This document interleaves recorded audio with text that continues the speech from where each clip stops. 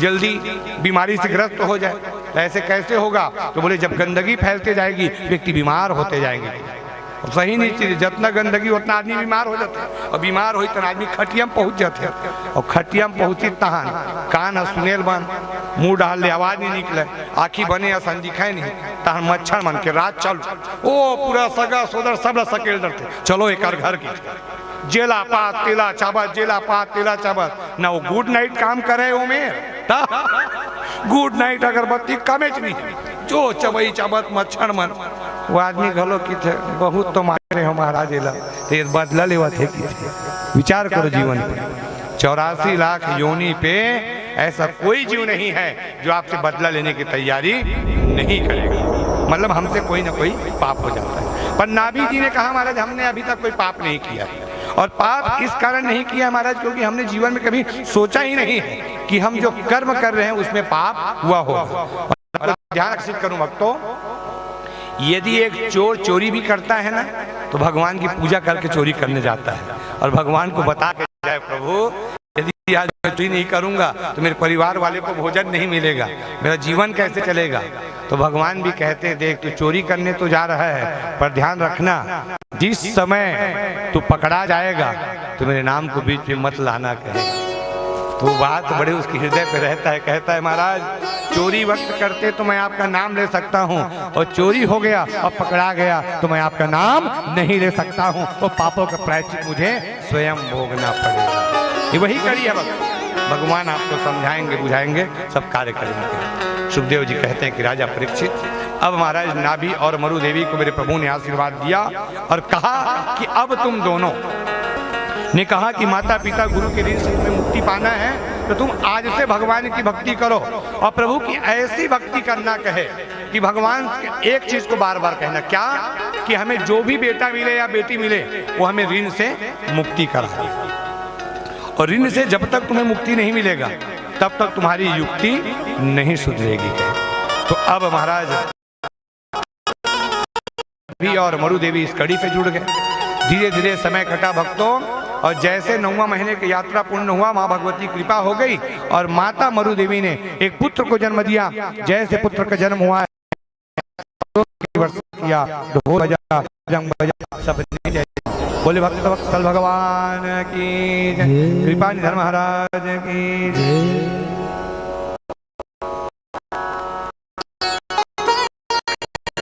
और जी का भी हार्दिक नंदन और स्वागत।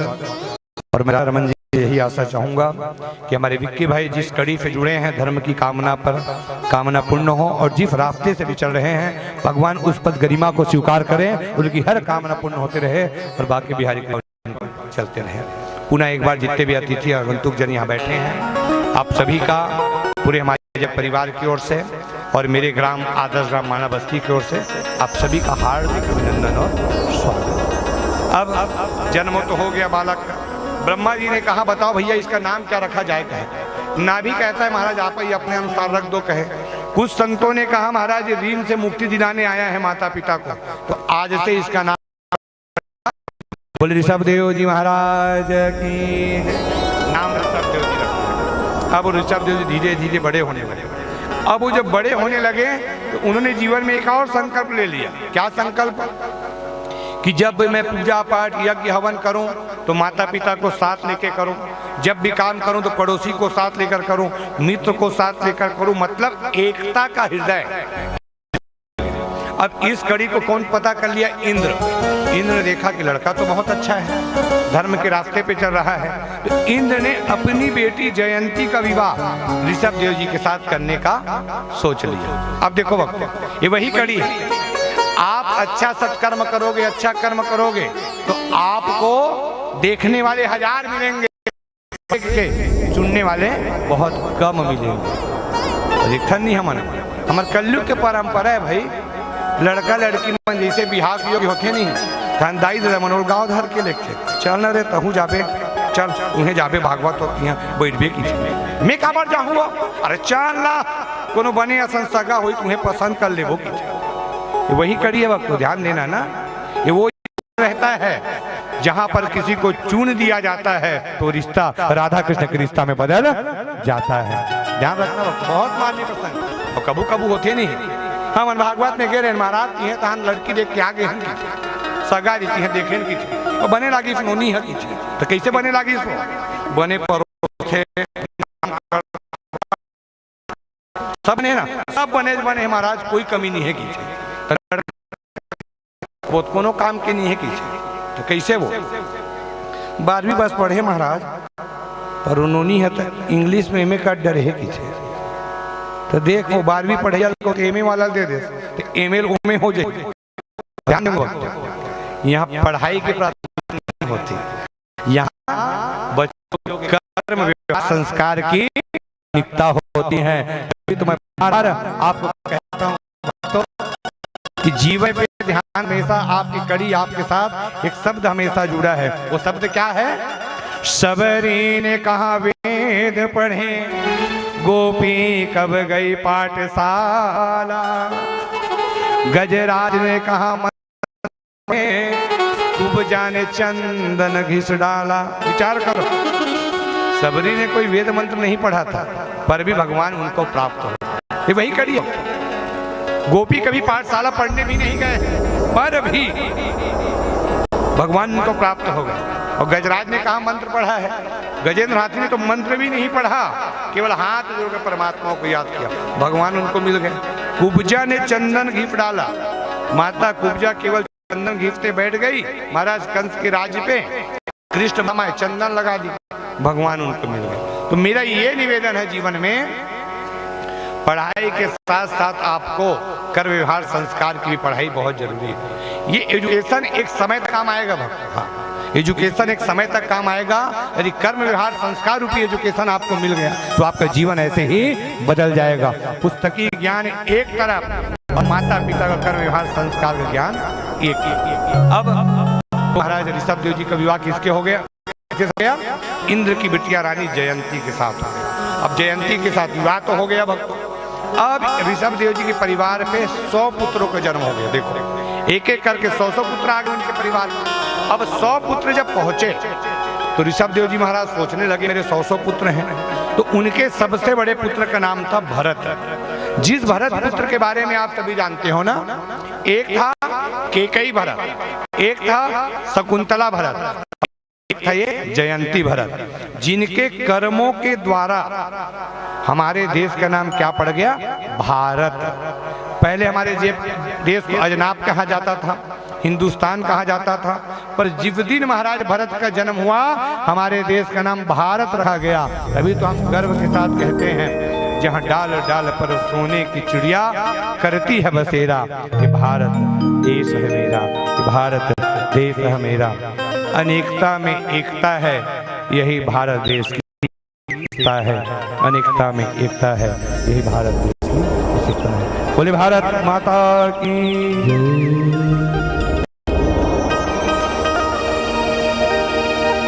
गुरुर् ब्रह्मा गुरुर्विष्णु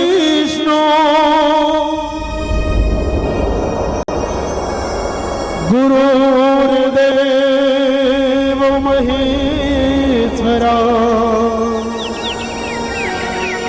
गुरु साक्षात् परम ब्रह्म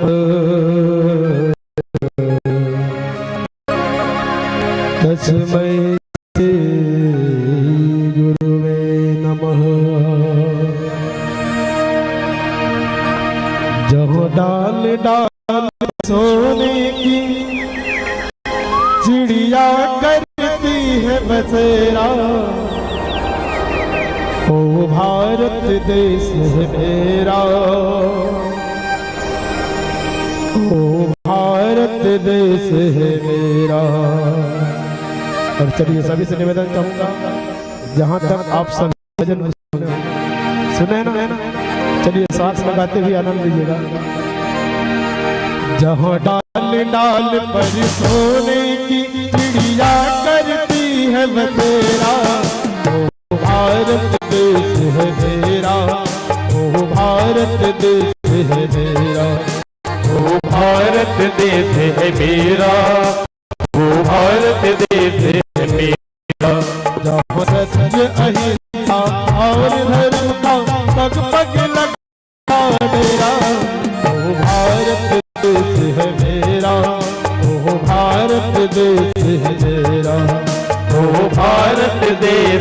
मेरा, ओ भारत देश है मेरा।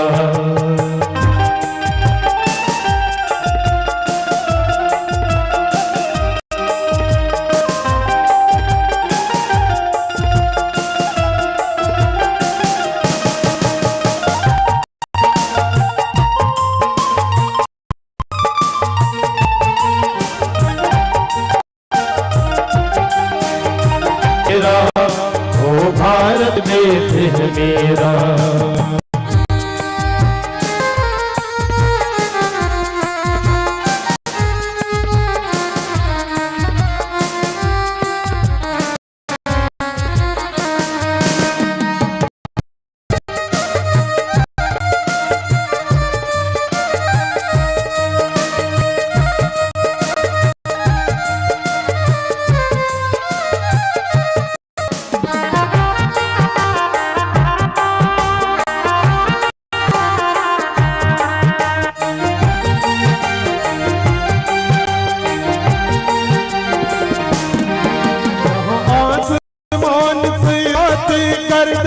मंदिर और शिवाले हरिओ हरिओ हरिओ हरिओ।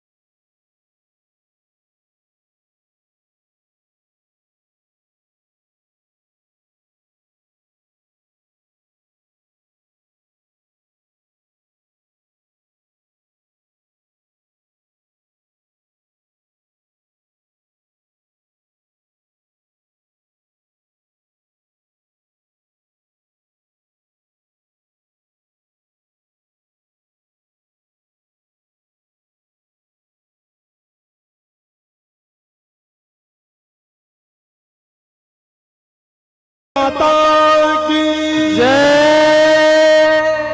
सुखदेव जी ने कहा कि राजा परीक्षित, जीवन को एक और अनुपम शब्द मिल गया, भारत।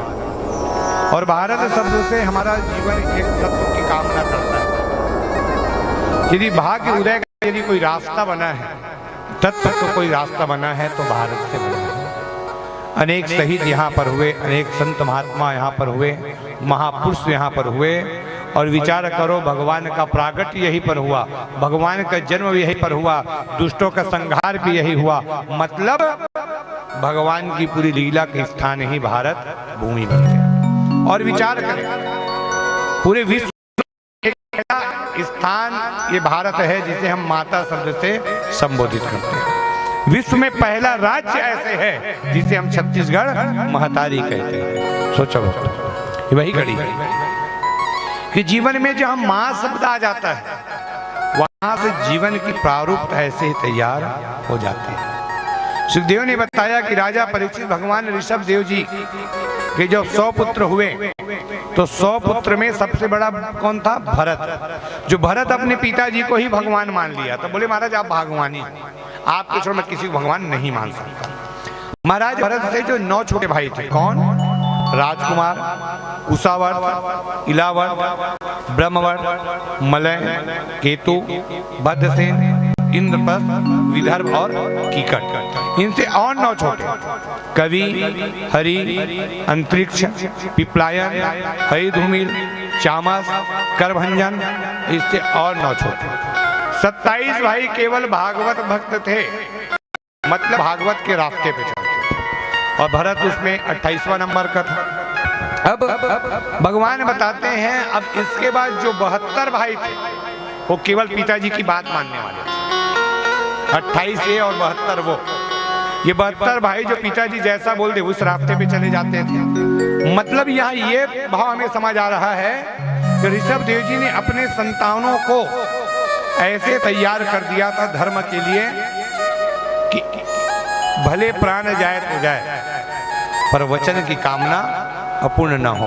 ये वही कड़ी में कहते हैं, रघुकुल रीति सदा चली आए, प्राण जाए पर वचन न जाए। ये वही कड़ी है। रीति बनाना, नीति बनाना आपके ऊपर निर्भर करता है भक्तों कि आप कितनी नीति को पालन कर रहे हो और कितना रीति को पालन कर रहे हो। आज हम कितना सम्मान देंगे और कितना सम्मान हमें मिलेगा, ये केवल हमारे कर्म और व्यवहार पर टिका है। आप अरबों की संपत्ति पे राज भी कर लोगे तब भी आप कर्म सम्मान के लायक नहीं बन पाओगे, और यदि आप रजभूमि की सेवा भी कर लोगे, कर्म अच्छा रहेगा तो आपको सम्मान के लायक बन पाओगे। वही कड़ी है। तभी तो जीवन पे ना सम्मान की बात आती है तो मुझे उस महाराज भरत की प्रसंग याद आ जाता है, जिस समय भगवान राम का राज्याभिषेक की कामना चल रही थी। अयोध्या में भगवान राम को राज्याभिषेक कराना था, माता सीता के साथ उनको राज्याभिषेक की कड़ी से जोड़ना था। एक तरफ रोहन खड़ा, तरफ लक्ष्मण खड़े हैं, बीच में राम सीता मैया और राम बैठे हैं, चरण में हनुमान जी बैठे हैं। एक तरफ केवट का साम्राज्य बैठा है, एक तरफ पूरी बानर सेना खड़ी है, एक तरफ महाराज विभीषण खड़े हैं। सबका अलग अलग स्थान बना था। हनुमान जी ने पूछा, महाराज सब नजर आ रहा है पर भाई भरत नजर नहीं आ रहा है। महाराज आज आप सबको सम्मान देने के लिए जुड़ चुके हो, पर आप भरत महाराज जी के सम्मान की कड़ी से क्यों नहीं जुड़ रहे हो? आप सबको कह रहे हो कि सबको सम्मान मिलेगा, सबको सम्मान मिलेगा, पर आप ये क्यों नहीं कह रहे हो कि भरत को भी सम्मान मिलेगा? मेरे राम ने हनुमान जी को बड़े सरल से पूछा, हनुमान जी तुम मुझे ये बता, तू कहाँ बैठा है? तो बोले आपके चरण में बैठा हूँ। लक्ष्मण कहाँ बैठा है? लक्ष्मण मेरे आपके बगल पे खड़ा है। शत्रुघ्न कहाँ है? वो भी आपके बगल पे है। केवट का साम्राज्य कहाँ है? वो भी आपके सामने है।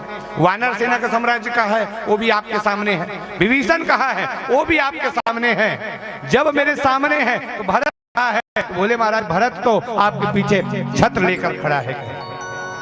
तो बोले जब छोटा भाई छत्र लेकर बड़े भाई को राज सिंहासन में बैठा सकता है तो विचार कर, बड़ा भाई छोटे भाई को सम्मान नहीं, छोटे भाई नहीं बड़े भाई को सम्मान दे दिया है, मान बढ़ा दिया है। मैं उसे क्या सम्मान दूं जिसने मुझे इस सम्मान के लायक बनाया? और ध्यान देना ये वही कड़ी है जीवन में। यदि भरत आज छत्र लेकर खड़ा है तो विचार करो, भरत का सामर्थ्य देखो, जिन्होंने 14 वर्ष वनवास तक भगवान के चरण पादुका को अपने सिर पे धारण कर दिया और बोले यदि राज सिंहासन में बैठेगा तो मेरा भाई राम बैठेगा, मैं कभी नहीं बैठूंगा। ये होती भक्तों की सिद्धि जीवन। पर आज कलयुग में क्या होता है भक्तों? आज भाई भाई को नहीं समझ पाता, परिवार परिवार को नहीं समझ पाता, समाज समाज को नहीं समझ पाता। थोड़ी सी पद प्रतिष्ठा के कारण व्यक्ति अपने सम्मान को भूल जाता है, व्यवहार कर्म की कामना हो जाता है। ये तो भगवान ने बहुत अच्छे भाव के साथ आप और हम सबको माना बस्ती पे जन्म करवा दिया। आप जैसे माता पिता हमें मिल गए, पता नहीं हमारा जीवन क्या हो। आज मैं अपने आप को इस कारण भाग्यशाली मानता हूँ भक्तों। भले मैं महीने में 26 दिन घर से बाहर निकलता हूँ, पर मुझे लगता है कि 26 दिन में मैं माता पिता और आप जैसे बुजुर्गों के दर्शन रोज करता हूँ। माता पिता बुजुर्गों के दर्शन रोज करता हूँ। और आज भी इतना भाग्यशाली हूँ कि आज हमारे चाचा जी के सानिध्य में हमारे दादाजी स्वर्गीय विष्णु यदु जी के जो स्मृति पे कथा चल रही है, और मुझे आज ये भी लगता है कि मैं अपने ही घर में रुका हूँ और अपने ही घर में रुककर कथा का वाचन कर पा रहा हूँ। ये और सौभाग्य है। ये आज जीवन पे ध्यान रखना, सबसे निवेदन, माँ हो तो कैकेयी के समान होना चाहिए, पिता हो तो दशरथ के समान होना चाहिए, भाई हो तो राम लक्ष्मण भरत शत्रुघ्न के समान होना चाहिए। मैंने माँ के पद में कैकेयी को रखा है ना, ध्यान रखना। यदि माँ कैकेयी हो गई तो ध्यान रखना बेटा भरत बनकर ही आएगा, और यदि बेटा भरत बनकर आ गया तो राम राज्य का घोषणा जरूर हो पाएगा। राम राज्य की घोषणा जरूर हो पाएगा। माँ कैकेयी है तभी भरत है ना। कौशल्या की कारण में ही कर रहा हूँ क्योंकि माता कौशल्या तो कौशल्या ही है, उन्हें तो राम को जन्म दे दिया। आज हमें कैकेयी जैसा माँ चाहिए जो भरत को जन्म दे दे, और भरत का जन्म हो गया। विचार करो, बड़े भाई के सिर के ऊपर भरत छत्र लेकर होना चाहिए। तो सबसे चाहता हूँ, जीवन में ना बहुत कम दिन का जीवन है, बहुत कम दिनों का जीवन। कहते हैं ना, आज हम आपके साथ बैठे हैं, चर्चा कर रही है, बहुत बड़ी बात है। कल किसी ने देखा नहीं है, कहता हूं कल किसी ने नहीं देखा, ये तो सत्य है, पर आज आपने आज को देखा, ये भी और महा सत्य है। आज आपने आज को देखा, ये महा सत्य है। आज यदि शनिवार है, दोबारा शनिवार तो यही दिन नहीं आएगा। जब हफ्ते पे शनिवार आएगा तो वो शनिवार बदल कर आएगा। ये न मंच बना मिलेगा, न मंडप तैयार रहेगी। और आज तो मैं धन्यवाद देता हूं मैं हमारे धर्मेंद्र भाई जी, मनीष भाई जी, हमारे बड़े भ्राता रघुनंदन जी को, जिन्होंने पूरी पंडाल व्यवस्था के साथ, साउंड व्यवस्था के साथ इस मंच को आज अयोध्या धाम बना दिया, इस मंच को आज गोकुल का धाम बना दिया। और जितने बैठे हो तो आज हम सभी भाग्यशाली हैं, जिस मंडप के नीचे हम कथा सुन पा रहे हैं। आज भरत ने कहा कि भाई, हमारे पिताजी ने यदि हमें रास्ता दिया है, हमें रुकना नहीं चाहिए, क्योंकि पिताजी कौन है? ऋषभ, जो ऋण मुक्ति के लिए जन्म लेकर आए थे। आज ऋषभ देव जी ने सबको कहा कि बेटा, संसार पे अंधकार भी आया जाए ना तो ध्यान रखना, प्रकाश तुम्हारे हाथों पे रहे। तो प्रकाश, क्या प्रकाश भक्तों? ज्ञान रूपी प्रकाश होना चाहिए। सुखदेव ने कहा कि राजा परीक्षित, सबसे पहले तो माता पिता को अपने संतान को शिक्षा देना चाहिए, और जिस माता पिता ने संतान को शिक्षा दे दिया वो स्वयं दीक्षा के लायक बन जाते हैं।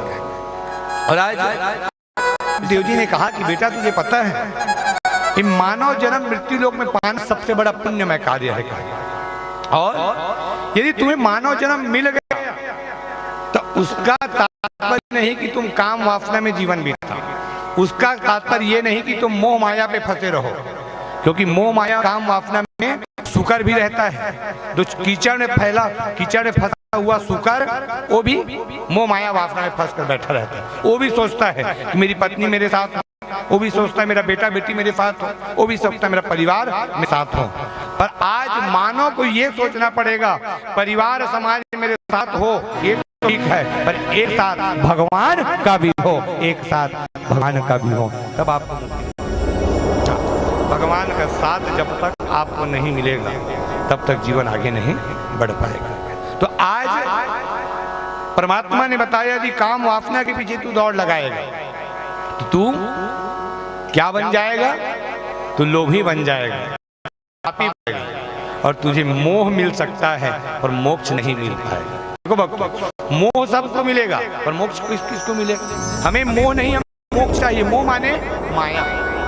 आज हर को लगता है मेरे माता पिता, मेरा परिवार समाज मेरे साथ रहे, और हमने कभी ये सोचा यदि साथ सब हमारे साथ हैं तो हमारे जाने के समय हमारे साथ कोई क्यों नहीं, क्यों हमारे साथ कोई नहीं जाता? तो कारण ये है कि आपने सबको अपना जरूर बनाया है, पर आपने ये किसी को नहीं बताया कि मैं तब तक तेरा अपना हूं जब प्राण है, और जिफदी तेरे शरीर से निकल गया शब्द तो सपना बन गया, फिर अपना शब्द केवल सपना बन गया। सुखदेव कहते हैं कि राजा परीक्षित, जीवन में कर्म ऐसा करो तो मुक्ति के लायक बन जाए। ऋषभ देव जी ने कहा कि बेटा देखो, संत कहते हैं केवल मानव शरीर पाकर जीवन जीना कोई कला नहीं है, और मानव जीवन पाने वाला भी व्यक्ति क्या रहता है? जड़ और चेतन। देखो भक्तों, मानव का जन्म तो हो गया है, पर कोई व्यक्ति मूर्ख रहता है, कोई बुद्धिमान रहता है, कोई ज्ञानी रहता है। हर व्यक्ति के जीवन में बुद्धिमान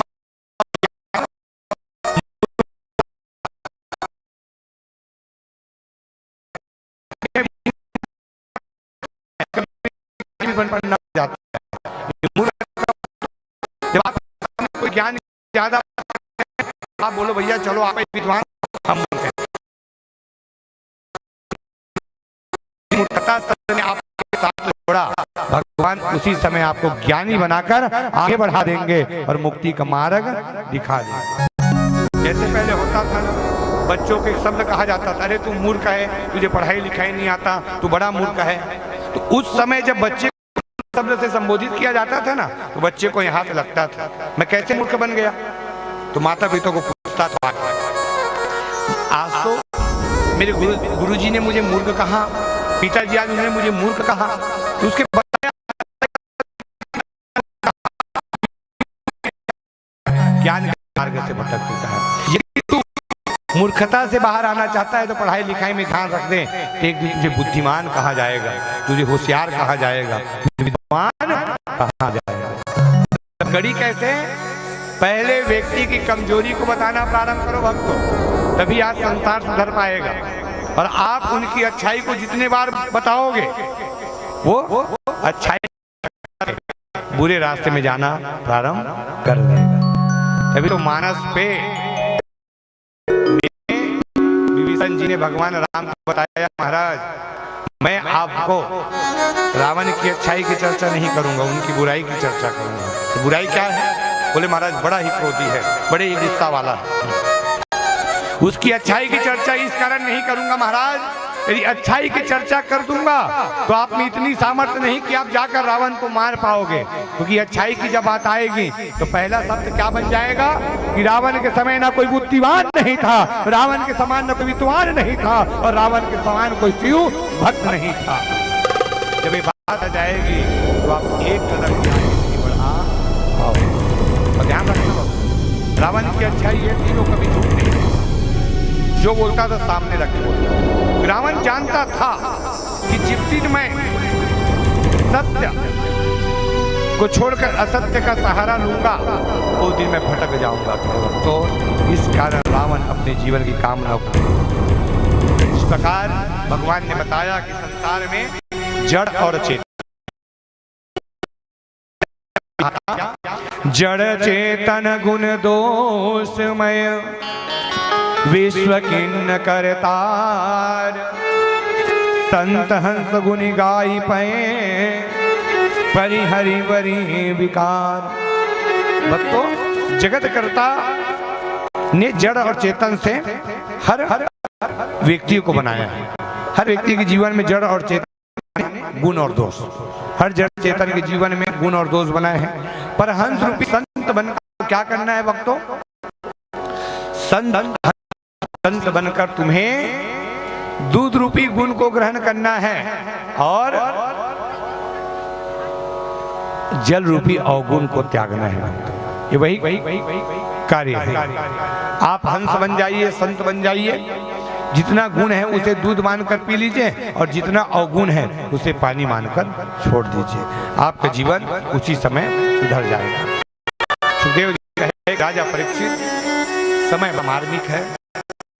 सब देव जी ने अपने पुत्रों को कहा कि गुण और दोष परिचायक को तुम समझो कहे, और गुण और दोष की परिचायक को समझने वाला आज देव जी अपने पुत्रों को छोड़ दिया और वो चला गया पोरबंदर की पावन जंगलों की ओर। जैसे पोरबंदर की जंगल की ओर जब वो पहुंचा है, सब देव जी बुढ़ापा उसको घेर चुका था, और बुढ़ापा जब घेरा है तो आपका ध्यान आकर्षित करो, महाराज देव जी इतने न उनको कपड़े का होश रहता था, न भोजन न शरीर का होश रहता था। वो इतने मदहोश हो गए थे कि वो मलमूत्र त्याग डालते थे शरीर पे। कपड़ा गंदा हो चुका था, मटमेला हो चुका था, पर भी वो कभी ये नहीं कहता था कि मैं भटक चुका हूँ, निकलता था। और ध्यान दो भक्तों, ऋषभ देव जी महाराज के जीवन में भगवान का अनुभव, मलमूत्र त्यागने के बाद भी शरीर से दुर्गंध नहीं सुगंध आया करता, वो ऋषभ देव जी थे। एक दिन वो पोरबंदर के जंगल की ओर जा रहे थे। जंगल में कुछ व्यक्ति आ रहे थे। व्यक्तियों ने जब नग्न अवस्था में महाराज ऋषभ देव जी को देखा, उनको दूध से स्नान कराया, गंगा जल से स्नान कराया, सूर्य जल से स्नान कराया, उनको कपड़ा पहनाना चाहा, और ऋषभ देव जी ने वहाँ कपड़ा धारण नहीं किया। उन्होंने कहा मुझे मिलेगा तो हाथों से खाऊंगा, पीने को मिलेगा तो हाथों से ग्रहण करूंगा। ये शब्द आया भक्तों। उसी समय जितने व्यक्ति वहां पर खड़े थे उन्होंने एक आवाज लगाया। महाराज ऋषभ देव जी ने क्या कहा? जय जिनेन्द्र, जय जितेंद्र, जय जिनेन्द्र, जय जितेंद्र के साथ आज उन्होंने महाराज ऋषभ देव जी जय जयकार। और साथ कहता है ऋषभ देव जी महाराज को जैन धर्म का प्रथम तीर्थंकर बना दिया गया। यदि जैन धर्म का प्रथम तीर्थंकर किसी को बनाया गया तो महाराज ऋषभ देव जी। सुखदेव जी कहते हैं कि राजा परीक्षित ऋषभ देव जी के जाने के बाद महाराज भरत मेरे जीवन पे अब पिताजी तो चले गए, तो राजपाट की कामना हो गई। महाराज भरत जी का विवाह हुआ पंचजनी, विश्व की जो बिटिया रानी थी पंचजनी के साथ उनका विवाह हुआ। और माता पंचजनी के परिवार पे महाराज सुमित, राष्ट्रभृत, दर्शन, औरन, धूम्रकेतु ऐसे 5 पुत्रों का जन्म हुआ। 5 पुत्रों के जन्म होने के बाद महाराज भरत जी कुछ समय तक राजपाट संभाले। कुछ राजपाट संभालने के बाद भरत जी ने अपने पुत्र सुमित को कहा कि बेटा अब मैं भी संन्यास लेना चाहता हूँ, मैं भी अब वैरागी बनना चाहता हूँ और पिता के समान मैं भी धर्म यात्रा करना चाहता हूँ। आज सुमित ने अपने पिताजी को गंडकी नदी के तट पे लेके बैठा दिया, उनके लिए एक आश्रम बनवा दिया करके उनको वहीं पर शालिग्राम की पूजा के लिए तैयार कर दिया। रोज शालिग्राम की पूजा करते थे, रोज भगवान की जय जयकार करते थे। और महाराज भरत जी का पूरा जीवन भगवान की सेवा पे लग गया। पूरा समय भगवान की सेवा, भरत महाराज पूरा एक समय भगवान को देते थे, एक समय भगवान के लिए वो काटते थे।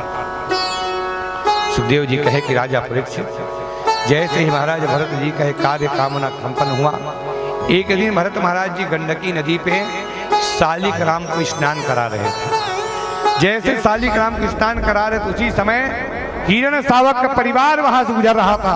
और हिरण सावक का परिवार जहां वहां से गुजर रहा था उसी समय शेरों ने दहाड़ लगाना प्रारंभ किया। जैसे शेरों ने दहाड़ लगाना प्रारंभ किया भक्तों, हिरण सावक का बच्चा गंडकी नदी पे गिर गया।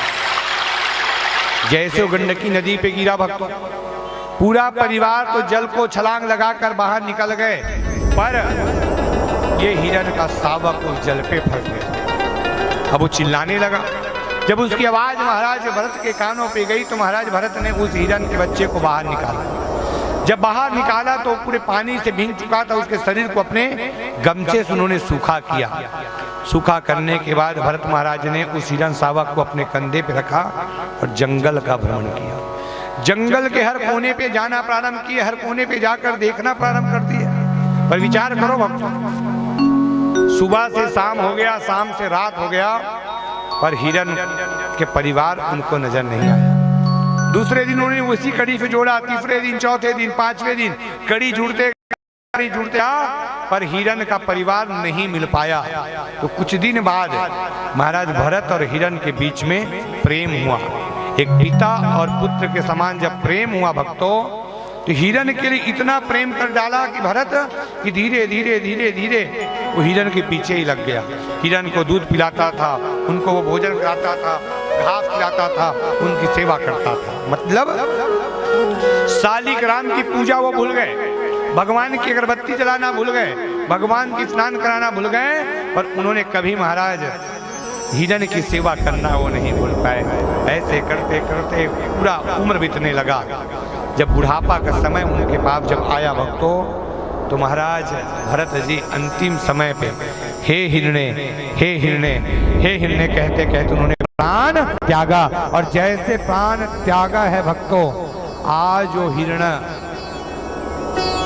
जैसे उन्होंने देखा उसे देखकर वो अदृश्य हो गए। अब याद अंतिम शब्द क्या था भक्तों? हे हिरणे। हे हिरणे शब्द उसके हृदय पे था और हिरण चला गया।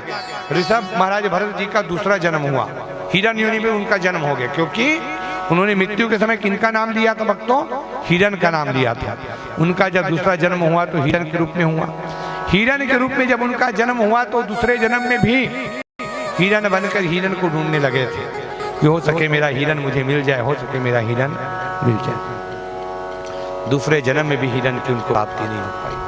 तीसरा जन्म उसको मिल गया। तीसरे जन्म में उसको ब्राह्मण परिवार पे अंगीरा गोत्र पे जन्म लेने का अवसर मिला। और ध्यान रखे वक्त, आप यदि मानव जाति पे यदि जन्म लोगे तो तीसरा जन्म ब्राह्मण कुल पे ही आपका जन्म होगा। और ब्राह्मण कुल में यदि आपका जन्म हुआ तो सोचो आपके पापों का प्रायश्चित उसी समय पूर्ण मान। जैसे मैंने आपको पहले ही बता दिया ना, कर्म से ब्राह्मण, जाति से ब्राह्मण नहीं ना, ये हमेशा ध्यान रखना।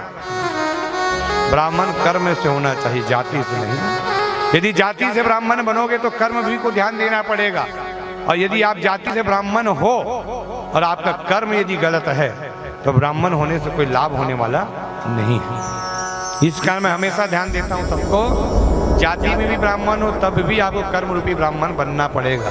कर्म रूपी ब्राह्मण का पहला कर्म है कि कर्म व्यवहार संस्कार से सब व्यक्तियों के हृदय पे प्रवेश करना, सबके सामने झुकाव रखना, सबको विनम्रता से प्रणाम करना, सबका अभिवादन करना, ये ब्राह्मण का सबसे बड़ा लक्षण है। जिस समय ब्राह्मण झुक जाता है तो ध्यान रखना संसार को भी झुका देता है, ये निश्चित, क्योंकि कलयुग है ना, कलयुग में अकड़ने वाले बहुत मिलेंगे। हाँ, और अकड़ वाला मन की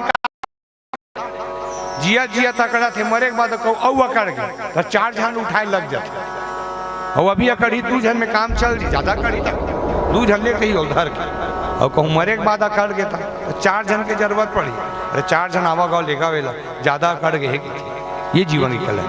और अकड़ वाली की कोई ज्यादा पकड़ नहीं है भक्तों, और झुकने वाले की ज्यादा पकड़ है। आप ध्यान देना, कोई अकड़ते रहते तो पीछे कोई धक्का लगा देगा, और यदि कोई गलती पे झुक गया तो उठाने वाले वहां पर पहुंच जाएंगे, उसको उठा लेंगे और ऊपर उठा के।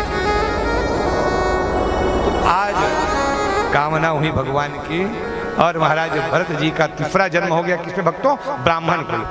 अब ब्राह्मण कुल में अंगीरा गोत्र में ब्राह्मण जन्म हुआ है भक्तों। अंगीरा गोत्र ब्राह्मण की जो पत्नी थी उनके पहले 9 संतान पहले थे, ये 10 पहुंचा था। 10वें संतान में जैसे पहुंचा, अब ये शरीर से बड़ा मदमस्त था, बड़ा ताकतवर था, अब ये पहुंच गया। जन्म हुआ तो भाई उनसे बड़ा प्रेम करते थे, छोटा भाई है, अच्छा, सब उनको अच्छा कहते थे। पर ये भरत अपने आप को इतना सजग बना लिया था कि अपने माता पिता के सामने अपने यथार्थ रूप को नहीं दिखाता था। ये वही उनकी कड़ी की कामना बनी थी। अब महाराज भरत जी की परिकल्पना स्वीकार हुई। एक दिन उनके माता पिता को पुत्रों ने कहा, पिताजी देखो ये भरत का कोई दूसरा काम नहीं है, घर ही बैठा रहता है और घर पे बैठकर कोई काम तो करता नहीं है, इनको कल से आप खेत भेजो।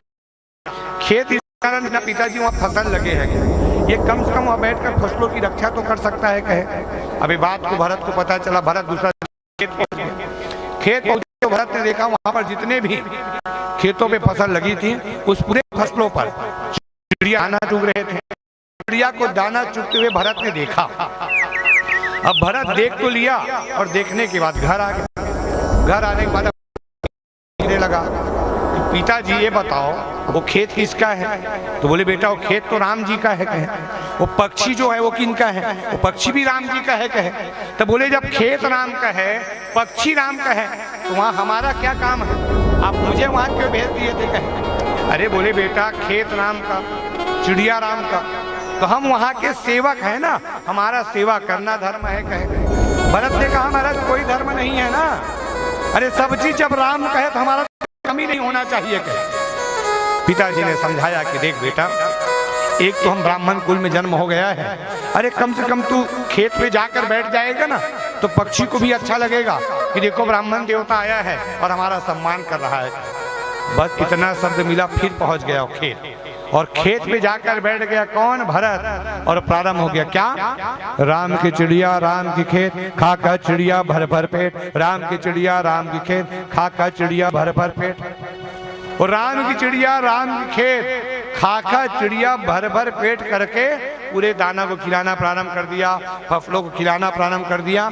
7 दिनों में पूरा फसल चकनाचूर। गांव वालों ने जाकर बताया महाराज तुम्हारा पुत्र इतना मूर्ख है जिन्होंने पूरे धान फसलों को नुकसान पहुंचा दिया कहे। बस कहां भक्तों माता ने पकड़ा और एक हाथ घुमाया, और जैसे एक हाथ घुमाया, भरत नहीं ये जड़ भरत है, ये भरत नहीं ये जड़ भरत है। बोले जड़ भरत महाराज की जय। क्या नाम मिल गया भक्तों उसको? जड़ भरत।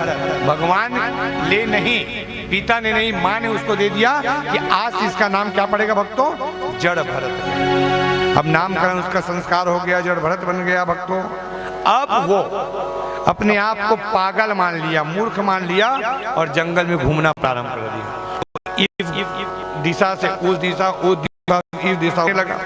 एक यक्ष गंधर्व राजा, यक्ष गंधर्व राजा अपने सेनाओं के साथ एक किले पे जंजीर बांधकर लेके जा रहा था।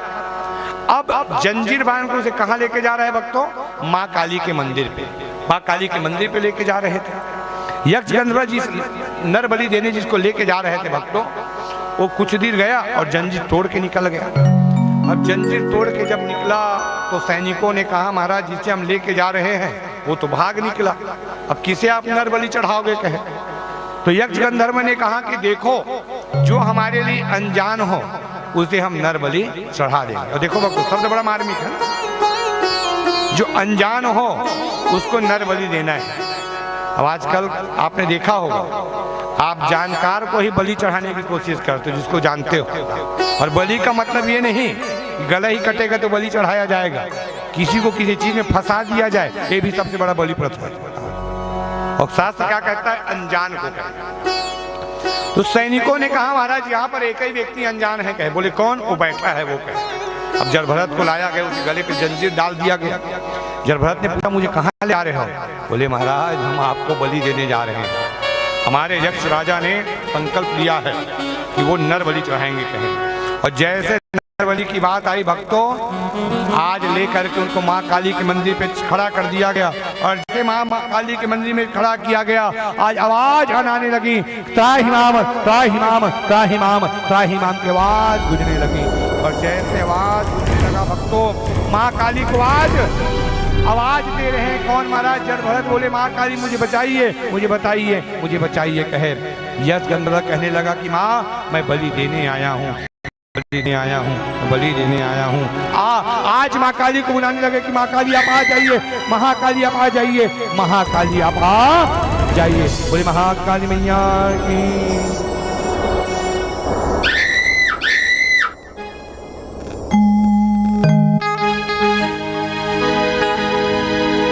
बोलिए सच्चे दरबार की जय। ओ काली काली महाकाली, ओ काली काली महाकाली, काली काली अमावस की रात में काली निकली है भैरव के साथ में।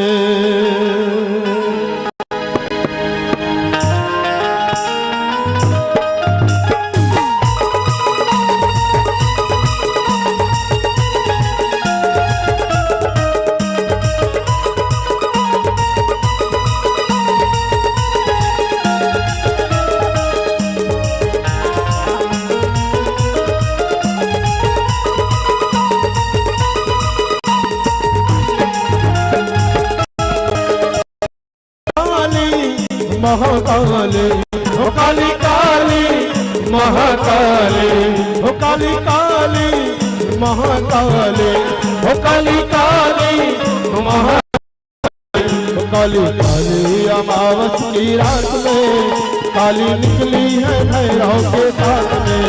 हो काली काली अमावस के रात में काली निकली है भैरव के साथ में। हो काली काली महाकाली हो काली काली महाकाली, काली काली अमावस की रात में काली निकली है भैरव के साथ में। हो काली काली अमावस की रात में काली निकली है भैरव के साथ में।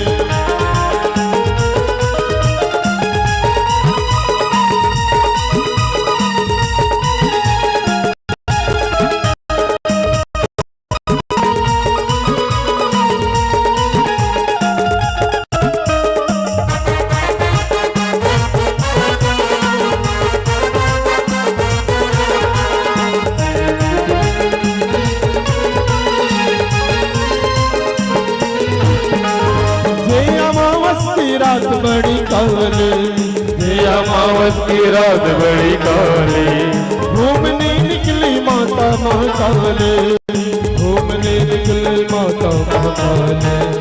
ये अमावस की रात बड़ी काली, घूमने निकली माता महाकाली। दानव का मुंड लिए हाथ में, दानव का मुंड लिए हाथ में, काली निकली है भैरव के साथ में। काली काली अमावस की रात में काली निकली है भैरव के साथ में।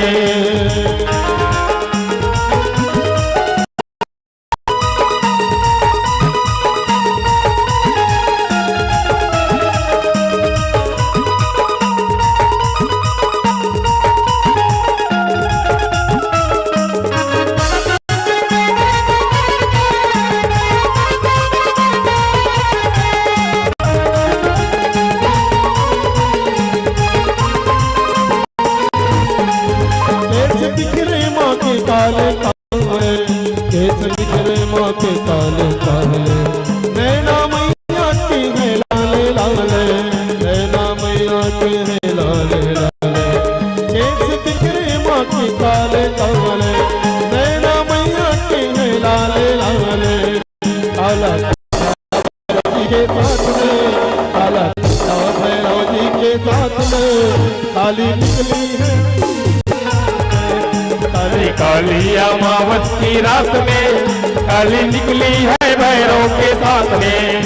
काली महाकाली, काली काली महाकाली, काली काली अमावस की रात में काली निकली है भैरव के साथ में। काली काली अमावस की रात काली निकली है भैरव के साथ में। काली काली अमावस की रात में काली निकली है भैरव के साथ में। काली काली अमावस की रात में काली निकली है भैरव के साथ में। बोलिए साचे दरबार की जय। हर हर महादेव, घर घर महादेव। माँ काली के सामने एक तरफ जड़भरत खड़ा है और एक तरफ वो दसाईयु यक्ष गंधर्व। माँ काली जब प्रकट हुई तो माँ काली ने सबसे पहले आशीर्वाद दिया वो दसाईयु गंधर्व को। बोले यक्ष गंधर्व जा तेरा उद्धार होगा, क्योंकि तूने जो संकल्प लिया उद्धार की नीति का संकल्प है। दूसरा शब्द आया, बोले जड़ भरत जा तेरा कल्याण होगा। परीक्षित ने पूछा महाराज की जड़ भरत का कल्याण और महाराज यक्ष गंधर्व का उद्धार क्यों? बोले उद्धार की श्रेणी वो है जब कोई व्यक्ति संकल्प लेके कार्य करने की तैयारी करता है तो उद्धार के अनुकूल होता है, और कोई व्यक्ति उसी संकल्प पे आकर बैठ जाता है तो उसका कल्याण होता है। और इस कड़ी पे कौन जुड़ गया? महाराज जड़ भरत जुड़ गए थे। उनकी श्रेणी कल्याण की थी, वो जानता तो नहीं था, वो उस समय अनजान था और अनजान व्यक्ति आकर जंजीर पे फंस गया। इस कारण महाराज वो बन गया कौन? कल्याण की नीति पे, और ये बन गया उद्धार की नीति पे। सुखदेव जी कहते हैं कि राजा परीक्षित जैसे महाराज जड़ भरत जी को जब पता चला कि संसार में उद्धार और कल्याण है क्या चीज, देखिए अभी जो यदु परिवार जी यहाँ कथा करा रहे हैं ये उद्धार की कथा है, और जितने हम आए हैं हम सब कल्याण के श्रेणी पे जुड़ गए हैं। और हमारा कल्याण तब तक हो रहा है जब तक हम संकल्पित बैठे, और हमारी उद्धार की बारी किस दिन आएगी? जिस दिन यहाँ हवन होगा। इनकी उद्धार की घड़ी तो पहले दिन ही प्रारंभ हो गई, 25 दिसंबर से ये उद्धार से जुड़ चुके हैं, क्योंकि इन्होंने संकल्प ले लिया कि 25 दिसंबर से लेके 1 जनवरी तक हम भगवान जी की कथा कराएंगे, भगवान जी की मंत्र स्मरण होगा, पाठ होगा, पारायण पाठ होगा, पूजा होगा, यज्ञ होगा, हवन होगा, ये सब नीतिबद्ध हो गई। अब इसी शब्द को हम समझें, ये उद्धार की कामना कर, उद्धार की परिकल्पना को उन्होंने स्वीकार कराया और बताया कि उद्धार है। और हम कल्याण वाले क्यों बन गए? अभी हमें 6 दिन कल्याण के रास्ते पे चलना पड़ेगा, क्योंकि हम अपने अनुसार भगवान को समय दे रहे हैं ना। आधा घंटा कभी समय दे रहे हैं, कभी 1 घंटा समय देंगे, कभी 10 मिनट समय देंगे। ये कब तक? 31 दिसंबर तक। और 1 जनवरी को जैसे हम हवन में बैठे तो भगवान उस समय को हवन के समय से जोड़ देंगे और हमारी उद्धार की कामना को उसी समय पूर्ण कर देंगे और हमारी मुक्ति पूर्ण हो जाएगी। भगवान की कृपा। और आइए आगंतुक अतिथि यहाँ पहुँचे हैं, आप सभी का हार्दिक अभिनंदन। हमारे अशोक भाई जी का भी हार्दिक अभिनंदन करता हूँ और मेरे भानु भाई जी का हार्दिक अभिनंदन स्वागत। और मेरा परम सौभाग्य था कि हमारे भानु भाई जी और हमारे भैया विजय जी की पावन सानिध्य में बाबूजी स्वर्गीय जगदीश सेतु जी की पावन स्मृति पे अभी मेरी कथा पूर्ण हुई है 1 दिसंबर से लेकर 7 दिसंबर के बीच पे। मैं भानु भाई जी का भी हार्दिक अभिनंदन स्वागत करता हूँ और पूरे मेरे राधे राधे परिवार की ओर से, आयोजक परिवार की ओर से और मेरे आदर्श ग्राम माना बस्ती की ओर से आप सभी का हार्दिक अभिनंदन और स्वागत। जय जय श्री महाकाल। अब भगवान की इस कृपा से, माँ काली की कृपा से जड़भरत बड़ा प्रसन्न हो गया। जड़भरत ने कहा कि महाराज मैं ये तो नहीं जानता कि मैं आपके जंजीर में फंस पाऊंगा, पर मुझे ये जरूर पता था कि मुझे मुक्ति का मार्ग ऐसे प्राप्त हो पाएगा। और आज भगवान की लीला बड़ी अपरंपार थी, भगवान ने उस लीला से उनको जोड़ा था और यही कड़ी मुक्ति की ओर लेकर वो चले गए थे। और ये अवसर बड़ा मार्मिक अवसर था जहां पर भगवान की प्रकाशता को उन्होंने स्वीकार भी किया था। सुखदेव जी ने कहा जैसे ही जड़भरत महाराज जी की कामना पूर्ण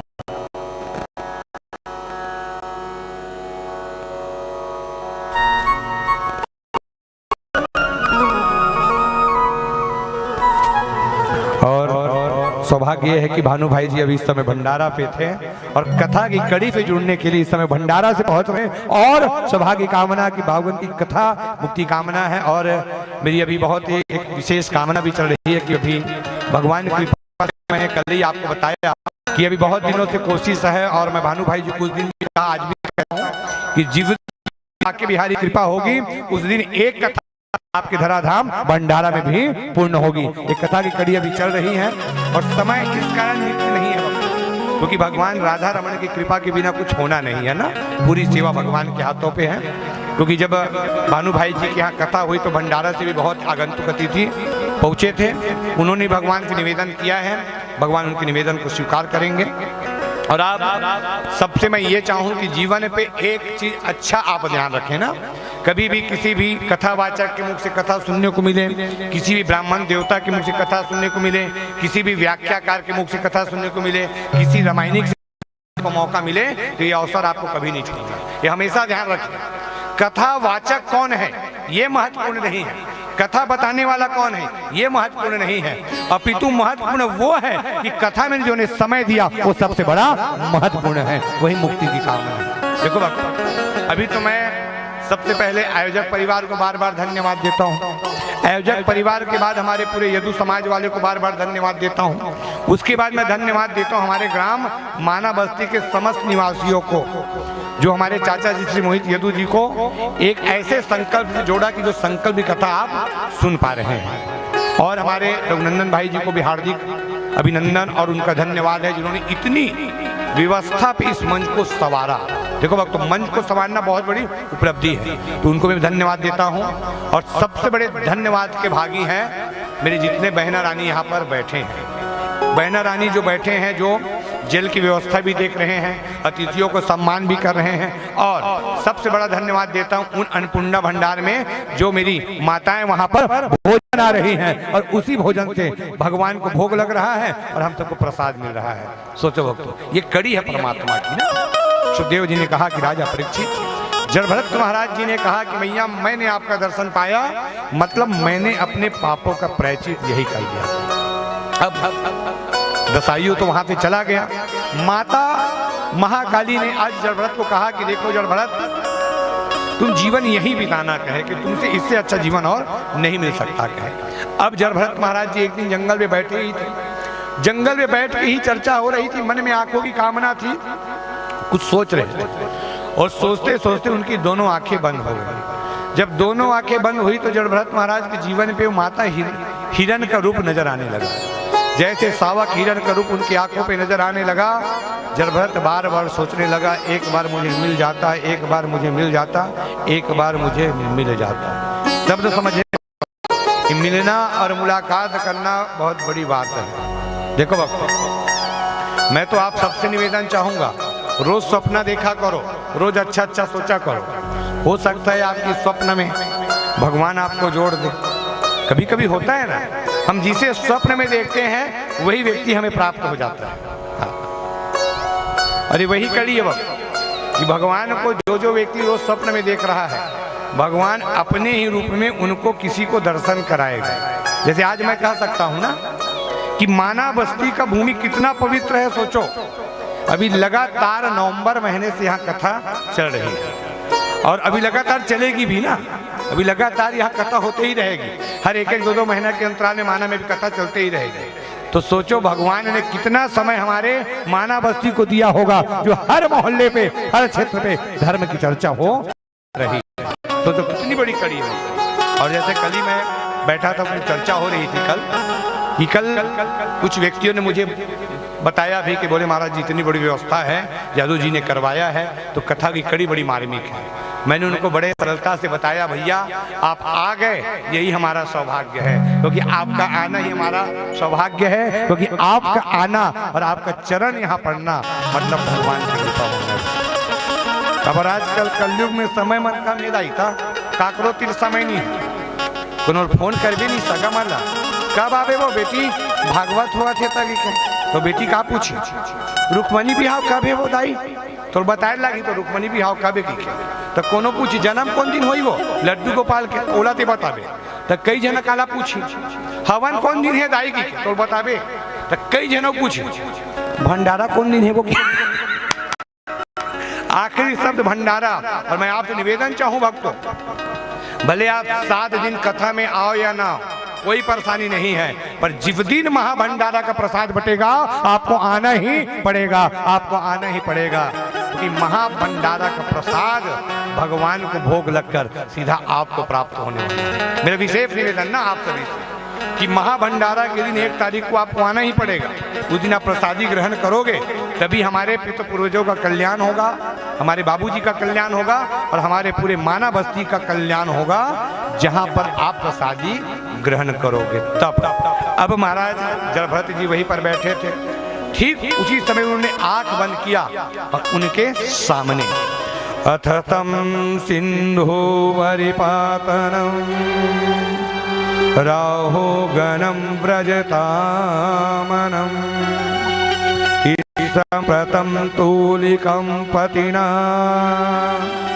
शिविकम धनम पुरुषम परसात्मनम।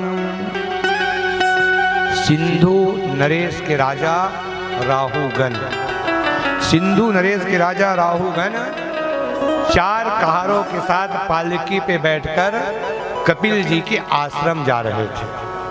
4 कहार महाराज राहुगण के पालकी को चला रहे हैं, कपिल जी के आश्रम जाने को चल रहे हैं। धीरे धीरे धीरे धीरे पालकी चल रहा था। पालकी जैसे जंगल की ओर प्रवेश किया, जहां पर जड़भरत बैठा था वहां पर जैसे पालकी पहुंचा है, ठीक उसी समय एक पालकी कहार की तबीयत बिगड़ गई। जैसे पालकी कहार की तबीयत बिगड़ी भक्तों, पालकी कहार ने कहा महाराज मैं अब पालकी नहीं चला पाऊंगा, मैं अब अस्वस्थ हो गया, अब मैं अस्वस्थ हूं, मैं कैसे पालकी आगे बढ़ाऊं। कहें 3 कहारों ने कहा भाई यदि पालकी आगे ना बढ़ पाए तो राजा राहुगण कपिल आश्रम कैसे पहुंचेगा। उन्होंने पालकी वहीं पर रोक दिया गया। थोड़ी देर पालकी जब रुकी तो राहुगण ने पूछा भैया हुआ क्या। बोले महाराज पालकी तो आगे बढ़ेगा ही नहीं, ले थोड़ा गोठिया लो दाई तान कथा चालू करबो, गोठियावा तुम बने गोठिया लो ना।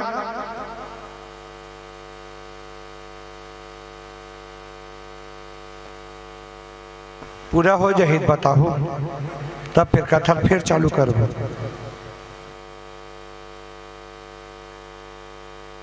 परमात्मा की कामना हुई और पालकी कहारों ने कहा महाराज पालकी आगे नहीं बढ़ पाएगी। ने कहा देखो कोई अच्छा व्यक्ति हो उसे कहार बना लो। कहे बोले महाराज जो व्यक्ति अच्छा होता है ना वो कभी कहार नहीं बनता। कहे जब कोई बुरा होता है वही कहार बनता है। कहे राहुगण ने कहा मतलब तुम सब बुरे हो क्या। कहे बोले महाराज हम बुरे नहीं हैं, पर हमारी सोच कहती है कि हमें कुछ बुराई रहा होगा तो हम कहार बन गए। कहे राहुगण ने जवाब दिया जिस दिन मुक्ति की बारी आती है तो वही कहार उसको मुक्ति तक पहुंचा कि लेके जाता है, भवसागर पार लगा पाता है। इतना कहा कहार का हिम्मत बढ़ गया। बोले हाँ ये बात तो सत्य है। यदि किसी की मृत्यु होगी और 4 व्यक्ति यदि कंधा लगाकर किसी को शमशान पहुंचा दिए तो सबसे बड़ा भाग्यशाली कौन बनेगा? वो कंधा लगाने वाला, जो कहेगा कि तूने जीवन भर साथ निभाया और मैंने शमशान में साथ निभाया, मैंने शमशान में साथ निभाया। तो अब नजर में कौन आ गया? जड़भरत। अब जड़भरत को लाया गया बेचारे को। अब आपको ध्यान होगा, यदि कोई नया व्यक्ति रहेगा उसे सामने बैठाला जाएगा। लड़का मन लगा स्कूल देखबे जे लड़का मन कमजोरा रही नहीं, वो आगू में बैठाते गुरुजी मन कि आगे में बैठ जी तब तक पढ़बे की होता। और कई जगह नवा बैला नवा सिंह चल चल बैला टींगे टींग, तो इनको लगा कि ये जड़भरत नया है, इसे सामने लाया जाएगा। जैसे जड़भरत को सामने खड़ा किया गया वो पकड़ लिया पालकी। कुछ ही दूर जड़भरत चढ़ा चल पाया था कि रास्ते में चींटी की कतार जाने लगी।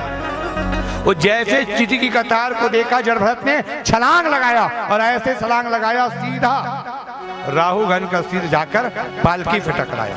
और जैसे पालकी पे टकराया बोले कौन है? मूर्ख है क्या जो अच्छे से पालकी नहीं चला पाता? क्या पहला शब्द क्या है? तो मूर्ख है क्या? कहारों ने कहा महाराज नया है छोड़ो के। फिर उनको बैठाला गया। फिर कुछ दूर गई, फिर चींटी की कतार आ गई, फिर चींटी की कतार गई, फिर छलांग लगाया गया और फिर सिर टकराया। फिर राहुगण के मुख से निकला वो मिट्टी का बना है या मिट्टी ही है? शब्द आ गया 2, मिट्टी का बना है या मिट्टी ही है? बड़ी फिर कहार आगे बढ़ाया, फिर इतने जोरों से छलांग लगाया कि जड़भरत की राहुगण से पालकी से बाहर आया। अब बोला वो मर गया है या जीवित है? पहला शब्द क्या है? मूर्ख।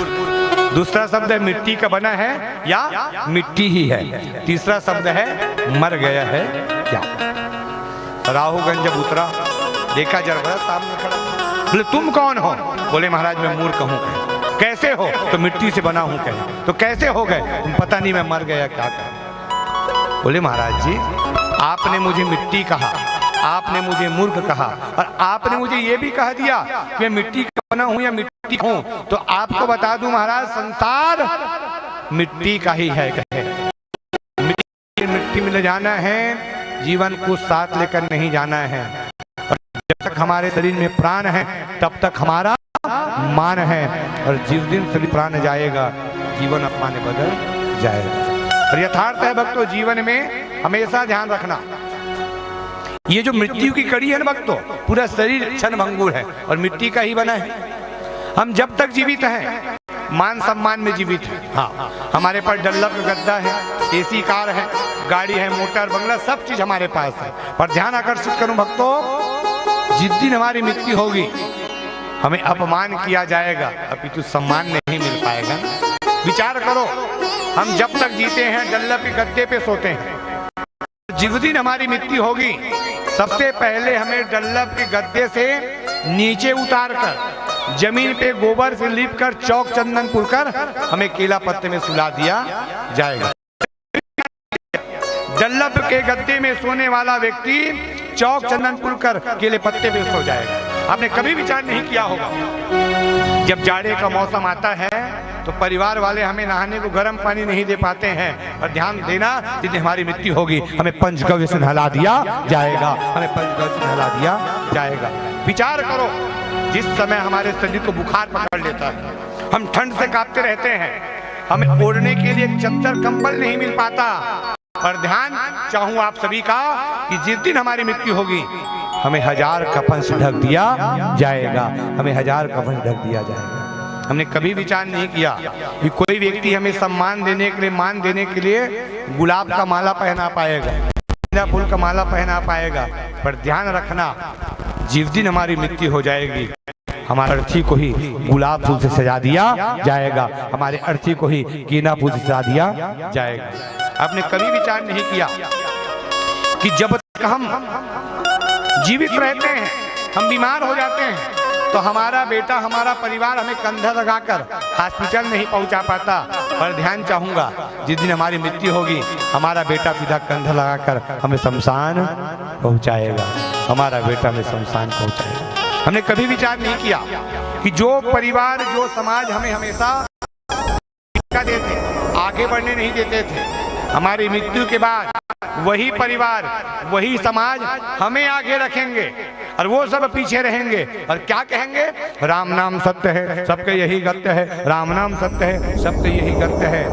ऐसे कहते कहते हमारा परिवार हमारा समाज हमें शमशान पहुंचाएगा। अब शमशान में पहुंचाने के बाद हमारा ही बेटा हमें अर्थी से उतार कर चीता पे लेटाएगा और सबके सामने हमें जलाकर राख करके गंगा पे बहाएगा। जब वो गंगा पे बहाकर जब वापस आएगा तो राम नाम सत्य नहीं बोल पाएगा, वो राम नाम सत्य नहीं बोल पाएगा। जड़भरत ने कहा कि महाराज जीवन का वो सत्य है जिसमें आप असत्यता की ओर जा रहे थे। आपको ये ध्यान नहीं था प्रभु कि जीवन में क्षणभंगुर मिट्टी का शरीर बना है, पता नहीं जीवन की प्रकाशता क्या कहती है। हम जब तक जीवित हैं मुक्ति की कामना पर जीवित हैं, पता नहीं भगवान हमें किस अवसर से जोड़ देंगे, किस कामना से हमें मोड़ देंगे। यदि हमें पता रहता कि भगवान इस प्रकाशता पर हमें प्रवेश करा रहे हैं, मुक्ति की कामना स्वीकार करा रहे हैं, तो ये अवसर हमें जरूर मिलता।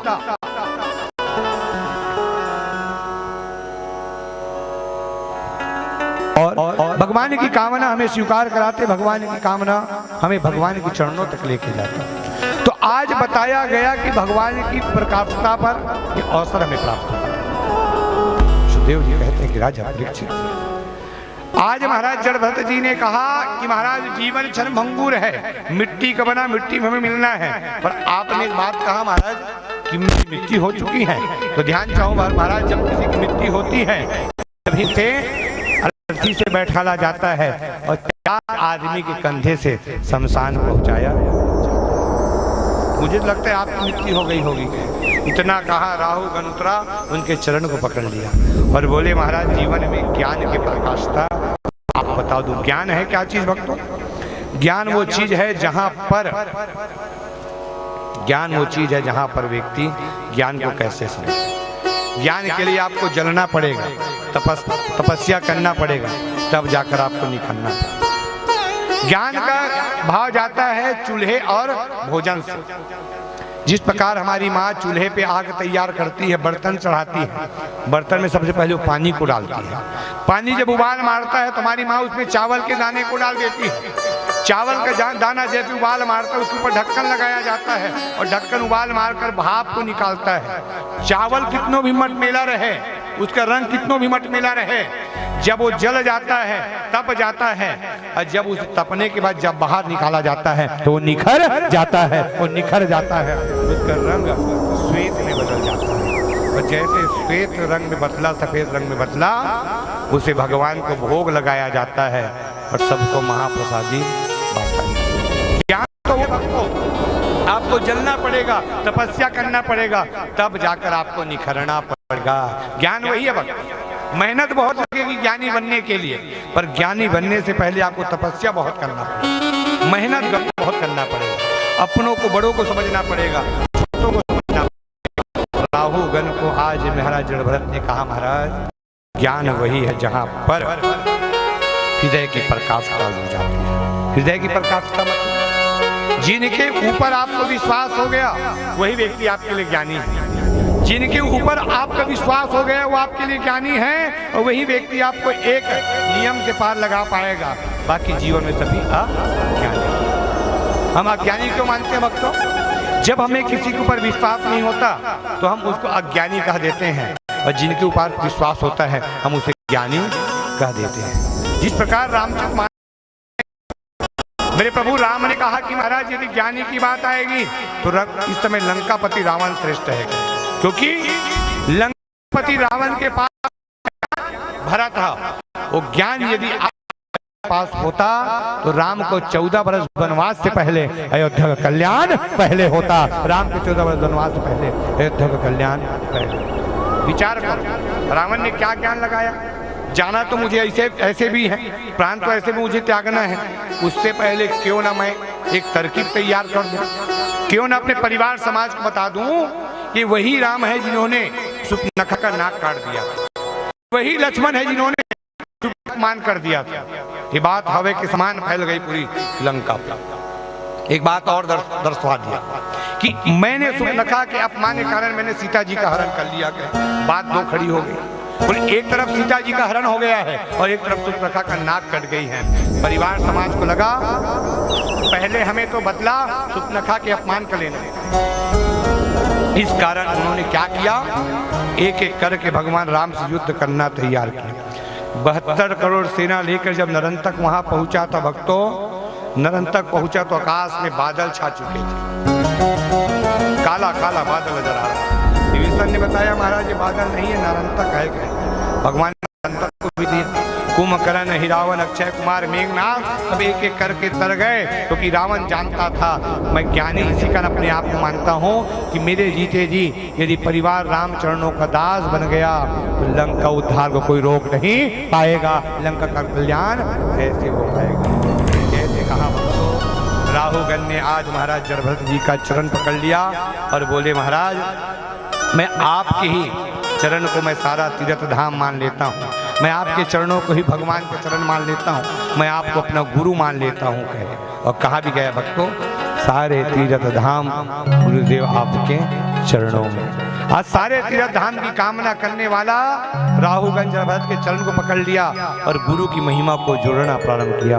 बोले गुरुदेव जी महाराज की जय। और आइए हमारे बीच हमारे छत्तीसगढ़ अंचल के बहुत ही अच्छे कथाकार, व्याख्याकार और बहुत ही अच्छे संगीत की मधुर वाणी के धनी हमारे भाई जामवंत जी का भी आगमन हुआ। एक बार तालियों के साथ हमारे जामवंत भाई जी के हार्दिक अभिनंदन स्वागत, इस मंच की ओर से उनका हार्दिक अभिनंदन स्वागत की पावन उपस्थिति प्राप्त हुई। और हमारे गर्व की बात है कि हमारे बड़ौदा बाजार परिक्षेत्र, पलारी परिक्षेत्र और पूरे छत्तीसगढ़ अंचल में उनकी पावन सुमधुर वाणी से कथा की रचना, कथा का व्याख्यान और प्रकाशता को जोड़ा जाता है। तो मैं पूरे हमारे संत महासभा प्रदेश प्रवक्ता के नाते और पूरे संस्कृति विभाग के नाते मैं जामवंत भाई जी का हार्दिक अभिनंदन और स्वागत करता हूं। आइए हम गुरुदेव जी को प्रणाम करें।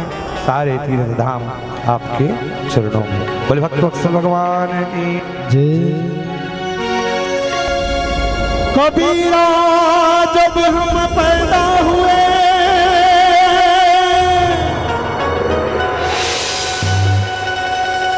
जग हंसे हमरो,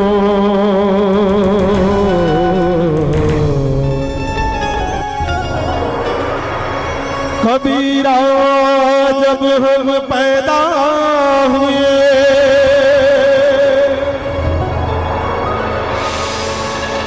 जग हंसे हमरो,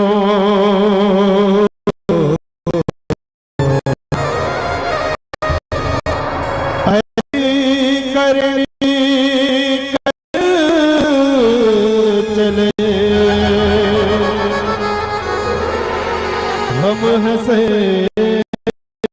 जगरो।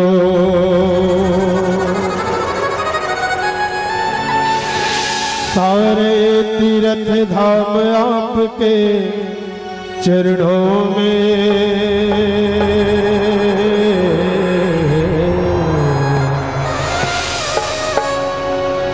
हे गुरुदेव प्रणाम आपके चरणों में।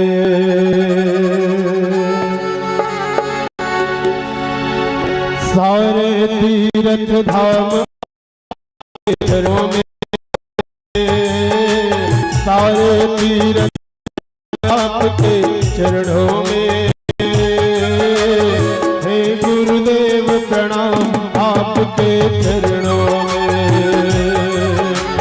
हे गुरुदेव प्रणाम आपके चरणों में। सारे तीर्थ धाम आपके चरणों में, सारे तीर्थ धाम आपके चरणों में, हे गुरुदेव प्रणाम आपके चरणों में, हे गुरुदेव प्रणाम आपके चरणों में।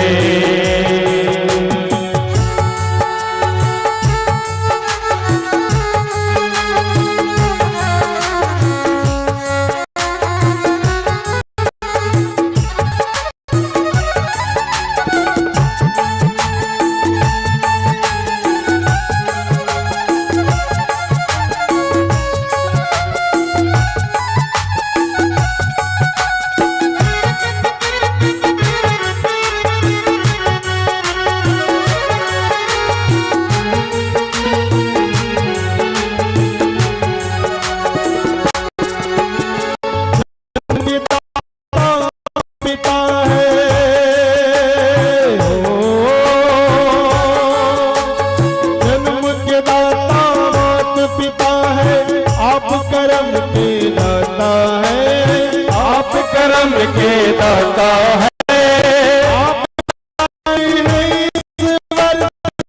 भाग्य विधाता है, आप ही भाग्य विधाता है, आप ही भाग्य विधाता है, आप ही भाग्य विधाता है। दुखिया मन को रोगी तन को,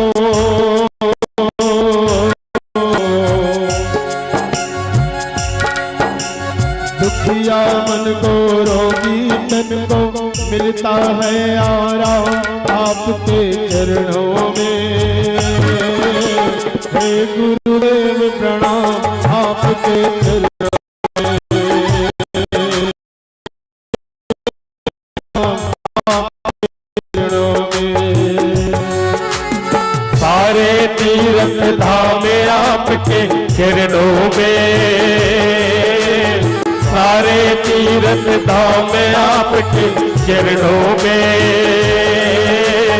हे गुरुदेव प्रणाम आपके चरणों में,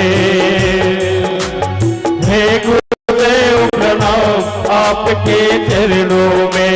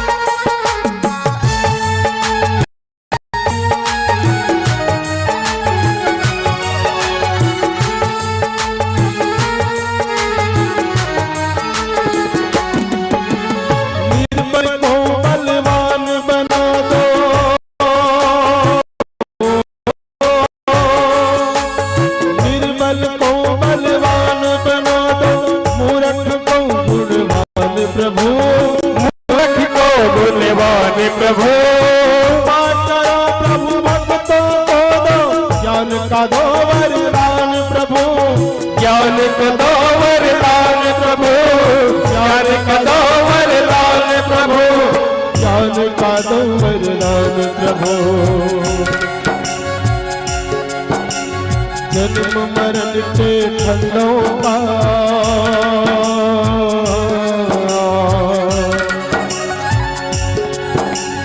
जन्म मरण के फंदों का उद्धार आपके चरणों में। हे गुरुदेव प्रणाम आपके गुरुदेव प्रणाम आपके चरणों में। सारे तीर्थ धाम आपके चरणों में, सारे तीर्थ धाम आपके चरणों में। हे गुरुदेव प्रणाम आपके चरणों में, हे गुरुदेव प्रणाम आपके चरणों में, हे गुरुदेव प्रणाम आपके चरणों में, हे गुरुदेव प्रणाम आपके चरणों में। बोलिए अपने अपने गुरुदेव भगवान की जय। राधे राधे श्याम से मिला दे, श्याम से मिला दे।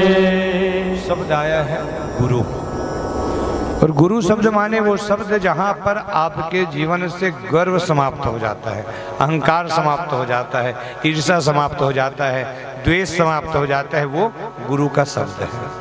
और गुरु की महिमा इतनी मार्मिक है भक्तों कि जिस दिन आपने गुरु दीक्षा लिया आपने किसी पद से जोड़ा। और देखिए भक्तों, गुरु का संबंध वो संबंध है जो पारिवारिक दृष्टिकोण से यदि देखें ना तो हमारे परिवार का वो मेंबर है, सदस्य है, हमारे परिवार का वो स्तंभ है, वो आपका गुरु। गुरु का सीधा संबंध माता पिता से जुड़ता है। माता पिता के अनुकूल स्थिति पे आप गुरु जी की परंपरा को आप मानते हैं। राहुल महाराज जी ने जब भरत जी को कहा कि महाराज मैं आपको गुरु मानना चाहता हूं, तो मानने का कारण क्या है भक्तों? शब्द कहता है पहले जानना पड़ेगा, फिर पहचानना पड़ेगा, कर मानना पड़ेगा। और समय होता है वक्त, आदमी को पहले जानने का समय चाहिए, फिर पहचानने का, तब जाकर मानने का। देखो भक्त, ये वही कड़ी है। किसी के ऊपर एकाएक विश्वास कभी आपको नहीं करना है। विश्वास की कड़ी इतनी सूक्ष्म है कि कुछ समय में आप विश्वास कर लेते हो और कुछ ही समय में वो आपके साथ विश्वासघात। तो गुरु शब्द क्या है? विश्वास, विश्वास पर टिका है। मैं तो आपको यहां तक कह देता हूं कि आप बिना गुरु दीक्षा लिए भी आपका जीवन तर जाएगा, क्योंकि आप हनुमान जी को अपना गुरु बना लीजिए, भोलेनाथ को अपना गुरु बना लीजिए, अपने कुल देवता कुल देवी को अपना गुरु बना लीजिए और बनाकर उनके चरणों को आप निवेदित कर दीजिए। क्योंकि गुरु बनाना बड़ा सरल है और गुरु की परंपरा को निभाना बड़ा कठिन है। पहली एक तो परंपरा चला है, गुरु बनाओ जान के, पानी पियो छान के। अब वो परंपरा बदल दे हमता। पहली चले गुरु बनाओ जान के, पानी पियो छान के, तो मैं आज पूरा चेंज कर दे हूँ। गुरु बनाओ छान के और पानी पियो जान के। गुरु घलो तुम्हारा छानना है, कामा चाय छन्नी वाला छन्नी नहीं, गन्ना रस वाला छन्नी छाने लगी तुम्हारा। गुरु बने गन्ना रस वाला छन्नी छान, गुरु लाया खेत नहीं गिरता। और पानी तुम जान लो, पानी तुम कतनो बार छान लो, और मान लो कि को पानी खराब रही नहीं, वो तुम को खराब पानी को कतनो बार छान के पीहू ना, तब वो बीमारी लगी जाइए। तो बाछी आदमी। तो नियम क्या कहता है? गुरु को पहले छान लीजिए और पानी को पहले जान लीजिए।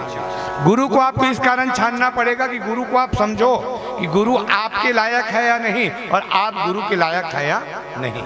शब्द लायक आ गया ना, आप भी गुरु के लायक बन जाइए और वो चेला भी आपके लायक बन जाए, तब तो निश्चित होगा। पता इच्छा ले लिया, काम पा लिया, अब पता चल रहा है गुरु हम आसान दे रहे कि तुमको गुटखा नहीं खाना है, तुमको नशा नहीं करना है, तुमको ये नहीं करना। और पता चला कि यहाँ गुरु दीक्षा ले हैं और शाम को वही गुटखा दबावा था। कई जगह घट जाते हमारा गुरु चलते महाराज की थे, मतलब चलते माने कैसे चला थे जी, हमन सांझर मिझर वाला हरन की।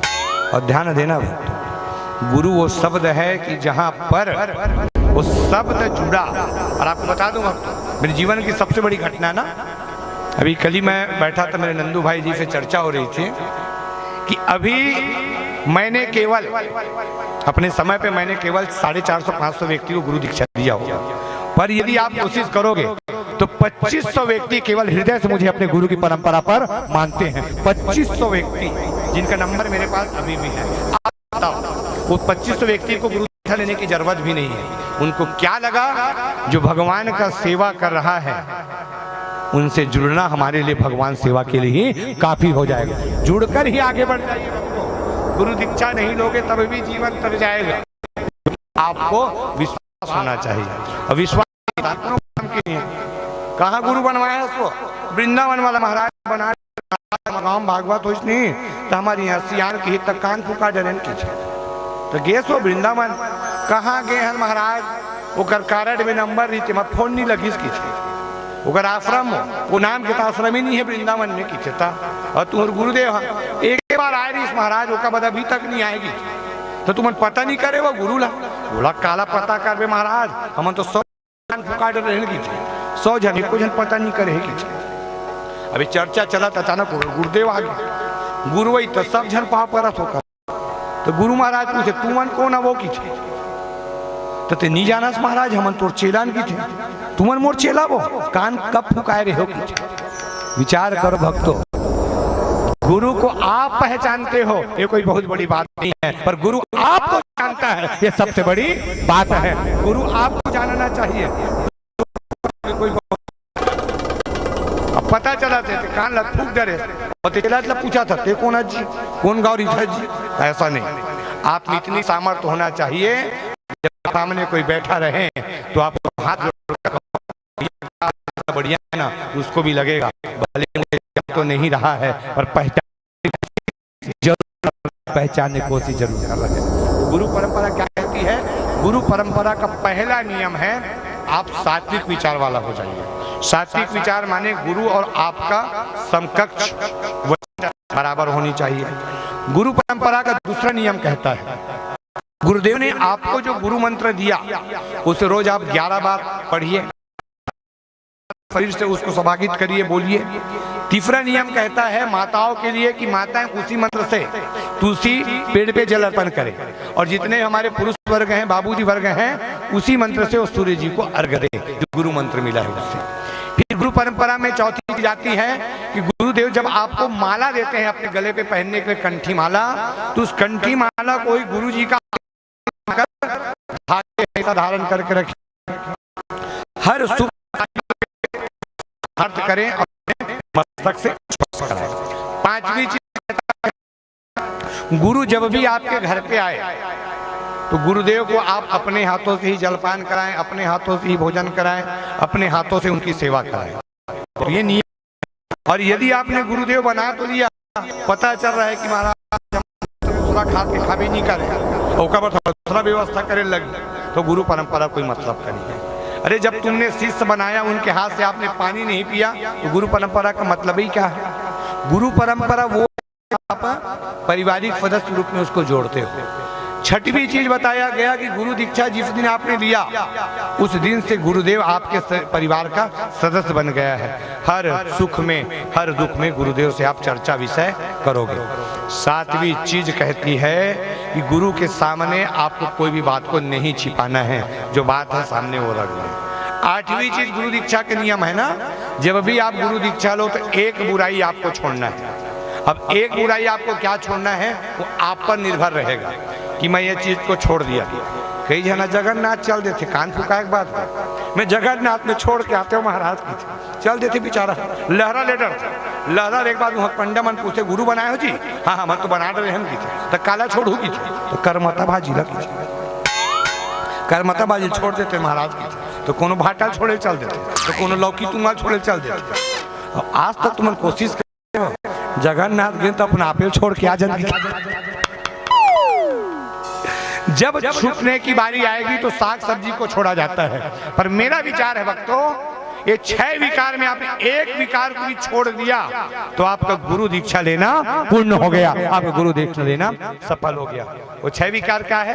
काम, क्रोध, मोह, लोभ, मद और मत्सर। एक विकार को छोड़ दो, आपका जीवन ऐसे चल जाएगा। 9वां विषय बनता है गुरु दीक्षा के लिए कि जिस दिन आपने गुरु दीक्षा लिया उस दिन से आप एक चीज संकल्पित कर लोगे, क्या? कि मैं क्रोध जीवन भर नहीं करूंगा। देखो क्रोध की प्रक्रिया उससे नहीं जुड़ेगा ना, जीवन भर आप क्रोध नहीं करोगे और गुस्से को काबू पे करोगे। 10वां विषय बनता है गुरु दीक्षा के बाद कि जो भी चीज आप भोजन करोगे तो सबसे पहले भगवान के नाम पे, गुरु के नाम पे भोग लगाकर ही ग्रहण करोगे, ये नियम। 11वां विषय बनता है कि आपने गुरु दीक्षा लिया तो आप सूर्य ग्रहण का पालन करोगे, चंद्र ग्रहण का पालन करोगे, और यदि आपके पड़ोसी में किसी की मृत्यु हो गई तो जब तक उनका अंतिम संस्कार नहीं हो जाएगा तब तक आप भोजन जलपान भी नहीं करोगे, क्योंकि आपकी श्रेणी उस समय देवतुल्य श्रेणी से जोड़ दिया जाता है।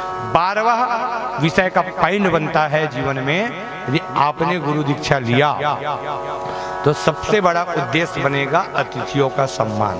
देखो भक्तों, अतिथियों का सम्मान हमारे अगर कोई मेहमान अतिथि आए उनको आपको पानी के लिए पहले पूछना है कि भैया आइए जल पी लीजिए, जल पीने के बाद नाश्ता के लिए पूछिए, भोजन के लिए पूछिए। जैसे ही उस कड़ी से आप जुड़ोगे तो आपके द्वारा जो पापों का समावेश जो बन रहा था उसी समय पुण्य में बदल जाएगा। पहली परंपरा मन ठीक चले, सगा मन पहली आवे ना तो एक लोटा पानी देवेगा, नहीं देवे बहु मन है लोग गोड़ धोलो की आजकल तो नल के पतल बता देते, जान वो नल में धोकाबे हमार बारी डहर नल लगेगी। पहली एक परंपरा है, कई जगह भी चलत है, पहली सगा मन आए नहीं जाई तान गोड़ हाथ धोए बाद टाबेला देवे, गमछा टाबेल में लगा पोल पैर लपोस लगी के, तो आजकल नहीं देवे तो सगा मन जाक चादर में पैर लपोस देते ता खटिया में बैठे थे मां, कई जहाँ तो सोफा सेट के में पोस देते, देखा रहा होता। पहले परंपरा होता था कि हर घर पे एक अतिथि कक्ष बनाया जाता था कि जब आपके अतिथि जन आए तो उनको बैठाला जाए, वहाँ उनका सम्मान किया जाए। और ये अतिथि कक्ष का तात्पर्य वही होता था कि आपका अतिथि बिना तिथि बताकर आया है, मतलब भगवान के समान है, उनको वो स्थान दिया जाए जो हो, निर्मल हो। आजकल कहाँ गा था? आजकल एक बहुत मला देखबे तो अपन कौ सगा गे नहीं तो चल ना वो हमार कुरिया में बैठबे ते कहाँ अतिथि वाला कमरा में बैठबे की तो सगा मनाऊ कम नहीं था। कुरिया में जा सोफा सेट में जगह पलंगे में बैठ जाते। विचार करो, मानस कहता है यदि आपके बेटे बहू के कमरे पे कोई प्रवेश करता है और उसके बिस्तर पे यदि वो बैठता है तो वो जो पाप लगेगा भक्तों उसका प्रायश्चित ही नहीं, आप ध्यान रखना। क्योंकि बेटे बहू के कमरे को बैकुंठ की स्थान दिया गया कलयुग में, वहाँ लक्ष्मी भगवान विष्णु की कामना बनी रहती है और स्थान इतना सहज और सरल नहीं है जिसमें कोई भी जाकर बैठ जाए। कहेगा कई जगह जाती तो चद्दर बदलते तुरंत रुक जाई मैं दूसरा चद्दर लगा देता हूँ, एक गंदा हो गया जबकि वो चद्दर गंदा नहीं रहता है, वह अतिथियों के सम्मान के लिए डाला जाता है। और सबसे बड़ी चीज तुम्हारा बता तो बहिनी माला खास तौर जितना जन बैठे कोनो नहीं है तो अपन घर के रसोई घर में मत लेके करो तुम भगवान के कम भगवान का मना घोलो मत लेकर धुरियल पाप पर आए करे तो तू मन तो हरियर मरवा है लेकिन कुछ महाराज हमार भात सागड़ा देखी काल हुई और कई जन देखता नहीं वो अंधना नहीं है भात के ढकनल खोल डर बिना अंधना कई जन वहाँ काका रखे सो वहाँ का रहू काका रखे। देखो ये वही क्रिया है जहाँ से हम भटक रहे हैं। आपको विशेष बता दूं भक्तों, जब भी आपको समय मिलता है जब शिव महापुराण कथा सुनते हो, जैसे अभी हमारे प्रदीप मिश्रा जी महाराज जी की कथा सेज बहार में कथा चल रही है और बड़ा सौभाग्य है कि 24 तारीख से लेकर 30 तारीख के बीच में हमारे कमल देवांगन जी के द्वारा वहाँ कथा पूर्ण हो रही है और जितने व्यक्ति वहाँ कथा सुनने जा भी रहे हैं, प्रदीप मिश्रा जी ने सबसे बड़ी कड़ी आपको एक चीज पहले बता दिया था, ये कथा सुनने आ रहे हो तो आप संकल्पित होके आ जाइए कि किस संकल्प से आप कथा सुनने वहाँ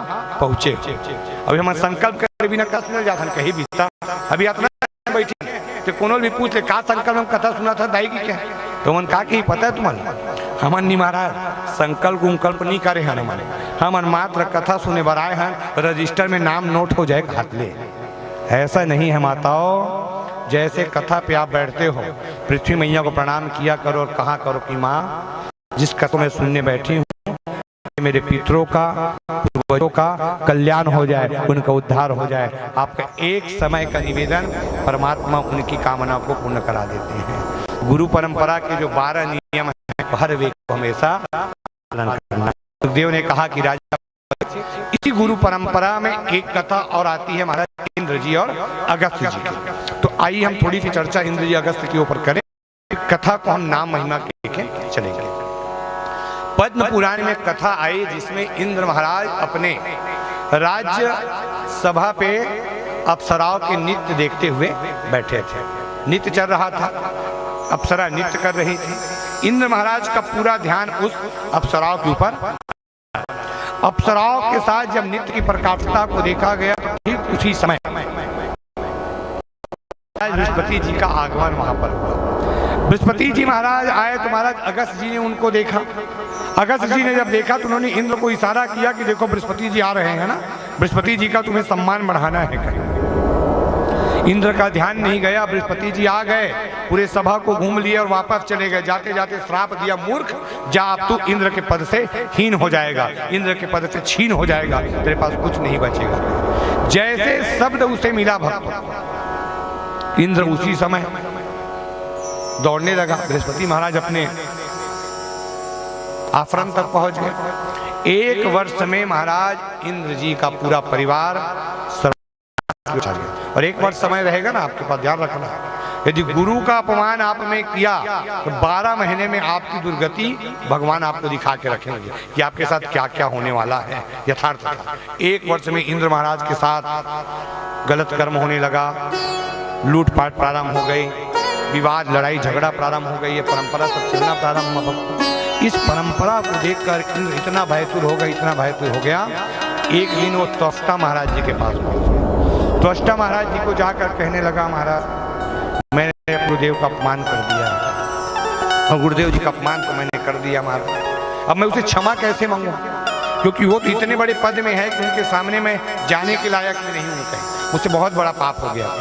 त्वष्टा ने समझाया कि देखो गुरु के सामने में कोई झिझक नहीं होनी चाहिए, गुरु के सामने चले जाओ, उनके चरणों में एक फूल चढ़ा दो, माफी मांग लो, गुरु आपको ऐसी माफी कर देंगे, माफ कर देंगे। तो बोले महाराज फूल चढ़ाने से क्या लाभ होगा? तो ध्यान रखना, फूल में जितनी पंखुड़ियां रहेगी उतना तुम्हारे पापों का प्रायश्चित रहेगा। भगवान उस फूल को स्वीकार करते हैं। ध्यान रखना भक्त, भी भगवान को आप एक फूल चढ़ाते हो, फूल में जितनी पंखुड़ियां रहेगी उतने अपने पापों का प्रायश्चित भगवान स्वीकार कर देते हैं। और आपने कभी नहीं सोचा होगा कि फूल चढ़ाने से लाभ क्या है। ध्यान रखना, जैसे आप फूल चढ़ाएं भगवान इनकी पंखुड़ियों को गिन लेते हैं कि कितना पंखुड़ियां है, और इन्होंने जितना भी पाप किया होगा इतने पंखुड़ियों को पुण्य में बदल देगा। बहुत बड़ी कड़ी है वो। जब भगवान को आप चावल का दान करते, अन्न का, तो भगवान जब उस चावल को देखते हैं ना, दान होते हैं, तो भगवान उस चावल को जब अन्नपूर्णा भंडार में बनवाते हैं तो भगवान कहते हैं देखो इसके द्वारा दिया हुआ चावल अन्न जब भोजन बनेगा और मुझे भोग लगेगा, और यही जब प्रसादी बनकर बनेगा बटेगा और उसी व्यक्ति को मिलेगा जिन्होंने दिया है, उसी समय उसका पुण्य अर्जित हो जाएगा, उसकी कामना पूर्ण हो जाएगा। तभी मैं सबसे निवेदन चाहता हूँ आपको, आज से एक नियम हमेशा आपको बनाना है। घर में जब आप भोजन बनाने को तैयार होते हो ना, तो कम से कम थोड़ा सा चावल एक मटकी से प्रारंभ करो। कम से कम रोज थोड़ा सा, ज्यादा नहीं, थोड़ा सा चावल एक मटकी पे जमा किया करो, मटकी पे हो या बर्तन पे। और जैसे वो चावल 6 महीना पूर्ण हुआ, 6 महीने में किसी भी मंदिर पे लेकर, किसी भी जहाँ पर भंडारा है वहाँ दान कर दिया करो। देखना आपका चावल 6 महीने में ज्यादा से ज्यादा 1 से 2 किलो होगा। 1 से 2 किलो भी चावल यदि आप दान करते हो तो सोचो वो चावल जब भोजन बनकर भगवान को भोग लगेगा, भंडारा में बटेगा, तो उसी समय आपके पुण्यों की कामना पूर्ण हो जाएगी और आपकी प्रेत कल्प मुक्ति स्वीकार होगी। अब त्वष्टा महाराज जी ने कहा महाराज देखो बृहस्पति जी के पास जाओ, बोले नहीं जाऊंगा। तो त्वष्टा ने अपने पुत्र विश्वरूप को कहा बेटा तू एक काम कर, तो जा इंद्र के साथ, इंद्र के साथ जा और यज्ञ हवन पूजा करना। और यज्ञ हवन पूजा कैसे करना, इसके कल्याण के लिए करना। कहे इंद्र के साथ वो त्वष्टा पहुंच गया, विश्वरूप पहुंच गया और विश्वरूप वहां भक्ति करना प्रारंभ किया, भगवान का नाम स्मरण करना प्रारंभ किया। जैसे भगवान का स्मरण होने लगा, विश्वरूप ने कहा महाराज देखो मेरा 3 सिर है ना, एक सिर से मैं दूध पीता हूँ, एक सिर से मैं मदिरा पीता हूँ और एक सिर से मैं अनाज खाता हूँ। मतलब मैं जब भी पूजा पाठ करूंगा तो मैं तीनों मुख का भोग पहले प्राप्त करूंगा। अब विश्वरूप यज्ञ प्रारंभ किया तो 5 आहुति देवता के नाम में, 5 आहुति दानव के नाम में डालता था। इंद्र को बड़ा क्रोध आया, बोले तू मूर्ख है क्या, देवता दानव के नाम से तू आहुति डालता है क्या।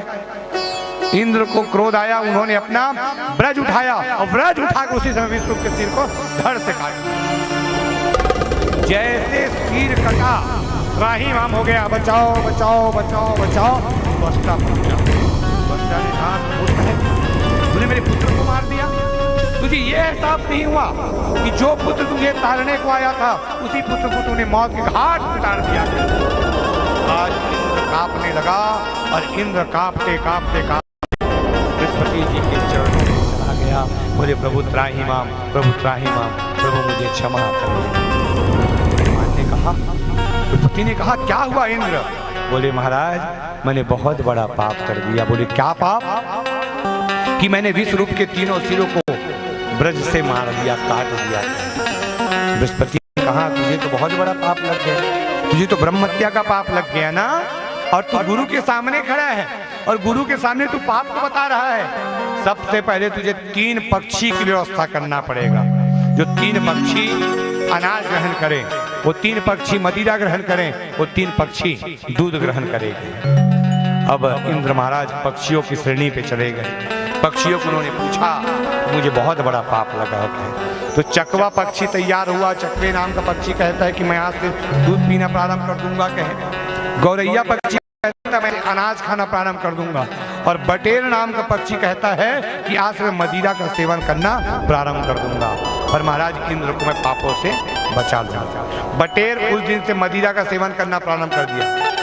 चकली पक्षी जो होती है, चकवा पक्षी उसी दिन से दूध पीना प्रारंभ कर दिया और गौरैया पक्षी उस दिन से अनाज खाना प्रारंभ कर दिया। तीनों तैयार हो। बृहस्पति ने कहा ये तो तुम्हारे लिए पापों का प्रायश्चित हो जाए। अब इसका अभिशाप कौन स्वीकार करेगा। अभिशाप माने ये तीनों पक्षियों का तो कल्याण होगा, पर इनके पापों का प्रायश्चित कौन करेगा। मतलब चकवा दूध पिएगा ये तो ठीक है, गौरैया अनाज खाएगी ये भी ठीक है, पर ये बटेर जब मदिरा का सेवन करेगा तो इसके पापों को कौन प्रायश्चित करेगा? तो बोले महाराज इसके लिए हम 4 युक्ति और नियुक्त करेंगे। कौन? स्त्री, वृक्ष, भूमि और जल। बोले चारों को और आना पड़ेगा। तो बोले महाराज इससे क्या होगा? तो बोले महाराज जो जल रहेगा, जल में झाग बनना प्रारंभ होगा। ये ब्रह्म हत्या के पाप के कारण ना, जीव जल में झाग बनना प्रारंभ होता है, वो ब्रह्म हत्या के पापों के कारण झाग बनता है। दूसरा भूमि, भूमि ब्रह्म हत्या के पाप के कारण बंजर होना प्रारंभ हो जाएगा, भूमि बंजर होना प्रारंभ हो जाएगा। अब वृक्ष, वृक्ष में गोंद लासा लगना प्रारंभ होगा। देखते जाइए, वृक्ष में गोंद लासा लगना प्रारंभ होगा। चौथा जो स्त्री रहेगी उसे मासिक धर्म रहेगा, हर महीने में मासिक धर्म की प्रक्रिया जुड़ेगी। इंद्र ने कहा महाराज इनको तो आप कह दिए, अब इनको वरदान भी कुछ देना पड़ेगा। देखो पहला पापों का प्रायश्चित पक्षियों ने ले लिया, अभिशाप को स्त्री ने, वृक्ष ने, जल ने और भूमि ने ले लिया। अब वरदान क्या किया जाए? जल में झाग लगेगा वो अपने आप में स्वच्छ और निर्मल बन जाएगा। क्या जो जल में झाग लग गया वो व्यक्ति उसको पी सकता है, पीकर अपना उपयोग कर सकता है, क्योंकि आप में निर्मल बन जाएगा। जिस पेड़ पे गोंद लासा बनना प्रारंभ हो गया उसे आप कितनों बार टुकड़ा टुकड़ा कर दो, वो फिर नया जीवन प्रारंभ करेगा, वो नया पेड़ फिर उदित हो जाएगा। अब बोले महाराज जो भूमि बंजर हो गई उसका क्या होगा? कहें यदि बंजर भूमि में किसान मेहनत करना प्रारंभ करें तो वो भूमि उपजाऊ बन जाएगी, क्योंकि वो भगवान का वरदान बनकर आएगा। अब बोले महाराज अब जब स्त्रियों को मासिक धर्म लगेगा तो उस समय क्या की? तो बोले स्त्री उसी समय थे यथार्थ प्रेम, और उसी यथार्थ प्रेम के चलते चलते उनका नया जीवन प्रारंभ।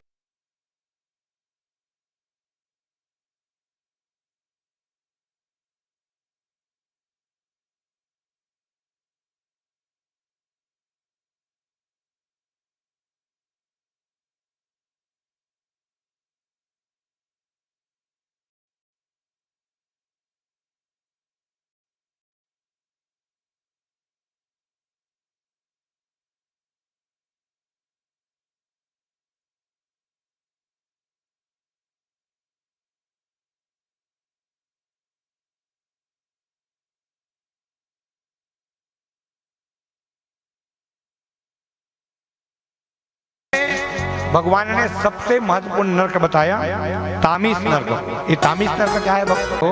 उस दिन आप तामिस नरक को जाओ। तामिस नरक माने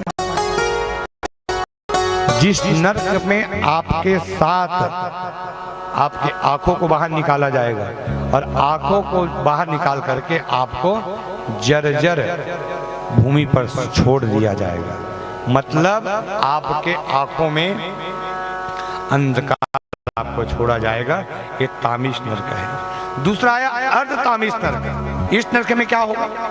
इस नरक में जब कोई व्यक्ति किसी के धन को तो चोरी कर लेता है और चोरी ही किए हुए धन को अपने परिवार का पालन पोषण करता है, तो उस समय वो रोगों से ग्रसित हो जाएगा। आपको ध्यान होगा जब कोई व्यक्ति चोरी करता है ना, तो चोरी करने वाला व्यक्ति धन का 10 अंश दान भी कर देता है। ध्यान देना, वो मंदिर में दान कर देगा, गौशाला में दान कर देगा, भंडारा में दान कर देगा। जब भी चोर चोरी करता है तो 10 अंश जब वो किसी को दान करता है तो भगवान उनके पापों को प्रायश्चित में जोड़ देते हैं। फिर एक नरक आया रौरव नरक। ये रौरव नरक क्या है भक्तों? इस नरक में व्यक्ति घमंड में आ जाता है, क्रोध में आ जाता है, गुस्से जाता है। तो इस होता है व्यक्ति के शरीर, जिसे हम लोग मिर्गी का रोग कहते हैं भक्तों। मिर्गी का रोग उसके शरीर करेगा और उसको यथार्थ बताएगा कि तुमने अपने उपजन्म पे तू बहुत क्रोध करता था, बहुत गुस्सा करता था, इस समय तू मिर्गी योग से तू जड़ित हो गया। फिर एक नरक आया है कुंभी पाक नरक। एक कुंभी पाक नरक क्या है भक्तों? जिस समय आप पशु पक्षियों को तेल पे खौलाते हो, तेल पे उसको जलाते हो, तो भगवान उसी प्रकार आप जब बीमार हो जाते हो तो आप रोग ग्रसित करके खाट में आपको मल मूत्र त्यागते हैं। और ध्यान रखना भक्त, जो व्यक्ति खाट मल मूत्र त्याग रहा है मतलब उन्होंने जीवन में बहुत बड़ा पाप किया है, इस कारण समय आता है।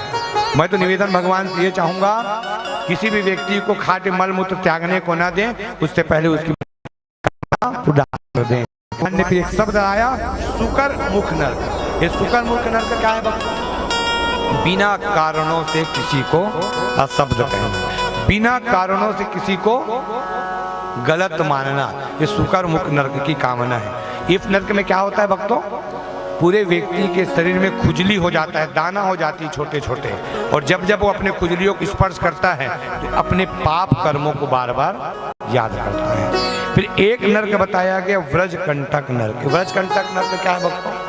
जब स्त्री और पुरुष के पारस्परिक संबंध के बीच में जब कोई व्यक्ति प्रवेश करता है तो वो इस समय ब्रज कंटक नरक को जाता है। उस समय वो अपने को त्याग कर जीवन बिताता है। देखना भक्त, कभी कभी होता है हमारे साथ, हम दूसरों की कमी निकालना प्रारंभ करते हैं, दूसरों की हम बुराई करना प्रारंभ करते हैं, तो उस समय हम उस नरक से जोड़ते हैं। तो मेरे प्रभु ने बताया यदि नरक से बचना है तो केवल भगवान की भक्ति, जिस प्रकार व्यक्ति की कामना स्वीकार हो जाती है, और ये वही सावरिया, वही मेरे बाके बिहारी, वही मेरी कन्हैया का नाम होता है जो आपको नरक यातनाओं से बाहर निकालता है, मुक्ति की मारक यातनाओं से आपको बाहर निकालता है, भगवान की प्रकाशता से आपको बाहर निकालता है, और इस प्रकाशता से भगवान आपको जोड़ता है। कभी कभी हम सुनते हैं, कभी आपने पानी पिलाया नहीं, बात अमृत पिलाने से क्या फायदा। ये वही कड़ी बनती भगवान की। कभी ये बात आती है कि जीवन में कभी भगवान का नाम आपने लिया ही नहीं है, राधा नाम लिया ही नहीं है, सीता नाम लिया ही नहीं है, और आप कहोगे कि मुझे मुक्ति मिल जाए, तो इतना सरल नहीं है। कभी आपने माता पिता की सेवा किया ही नहीं और गंगा नहाने से क्या लाभ प्राप्त होगा?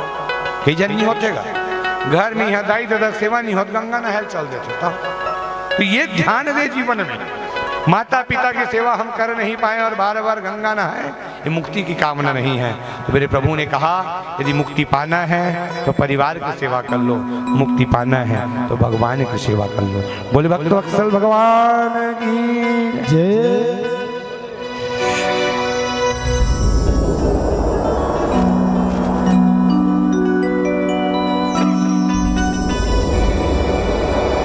बोलिए बांके बिहारी लाल की जय। पाए हन जिंदगी चार दुनिया,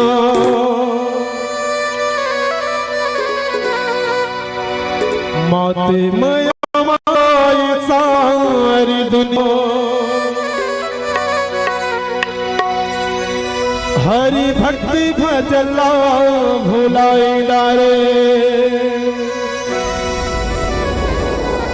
माया मोह ममला मिलाई डारे, माया मोह ममला मिलाई डारे।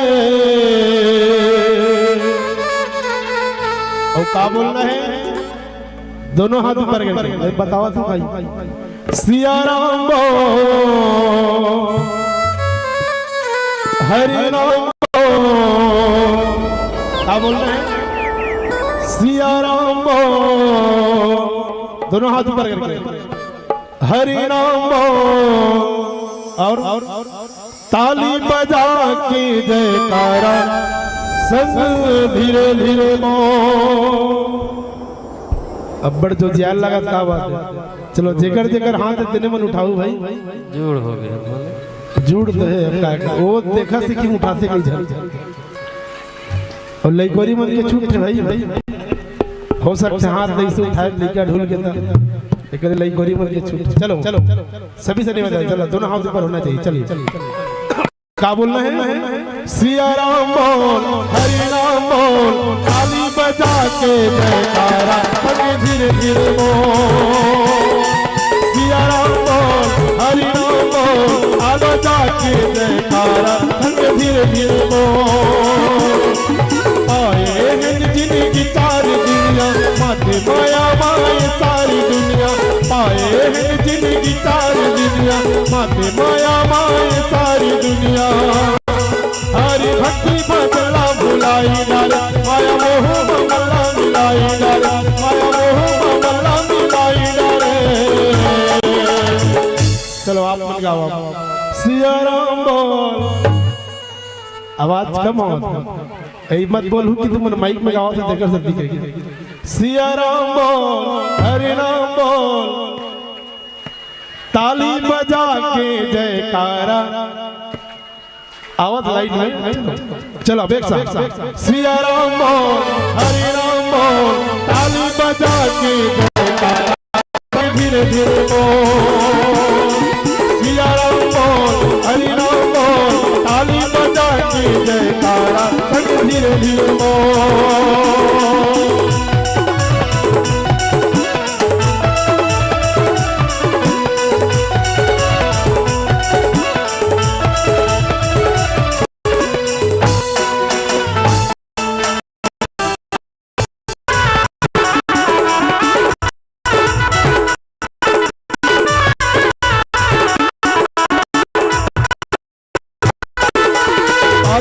माया को नशा लगे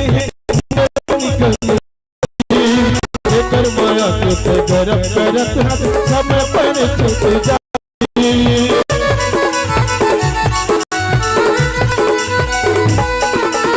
आतोला माया को नशा लगे उम्र में निकल जाए लेकर माया के गरम करत समय पर छूट जाए।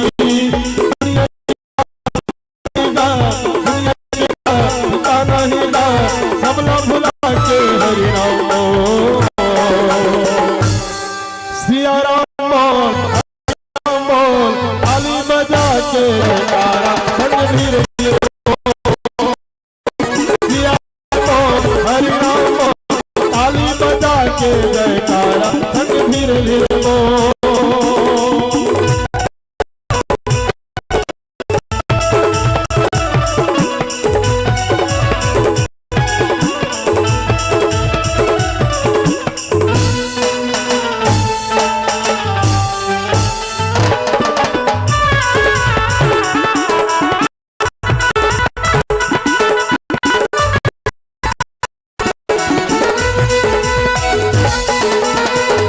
बजरिया हमें गहरा धन भक्ति नर नारी काम लगा ले जिंदगी बना ले हो जाही गावो थारी।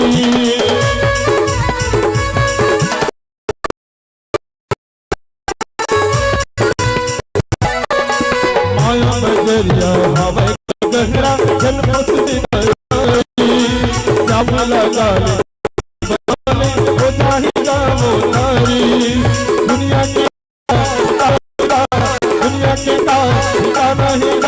सबला भुला के हरि राम बोल।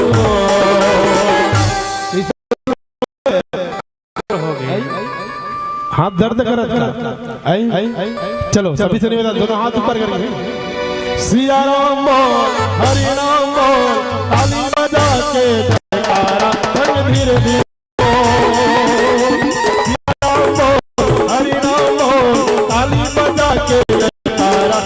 धीरे धीरे बोल, सिया राम बोल, हरि राम बोल, ताली बजा के जयकारा। सिया राम बोल, ताली बजा के जयकारा। धीरे धीरे बोल, सिया राम बोल, हरि राम बोल, ताली बजा के जयकारा। धीरे धीरे बोल।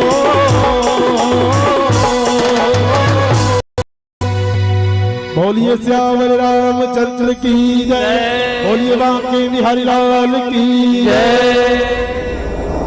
सुखदेव जी ने राजा परीक्षित को जोड़ा और बताया कि महाराज अब कलिकल जीवन में एक और शब्द जुड़ेगा, नाम।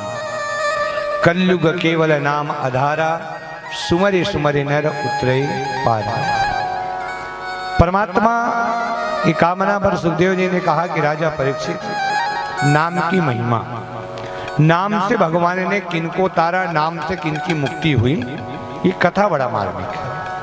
और हमने हर कथा वाचक के मुख से एक शब्द सुना है, अजामिल ब्राह्मण। हर कथा वाचक ब्राह्मण कहते हैं कि एक अजामिल नाम का ब्राह्मण था। भागवत कथा पे नाम विशेष दर्शाया गया है। ये अजामिल शब्द को हमें पहले समझना पड़ेगा। कि ब्राह्मण देवता के नाम पे अजामिल शब्द को जोड़ा गया है, और वो भी हर कथावाचक कहता है कि अजामिल नाम का एक ब्राह्मण था।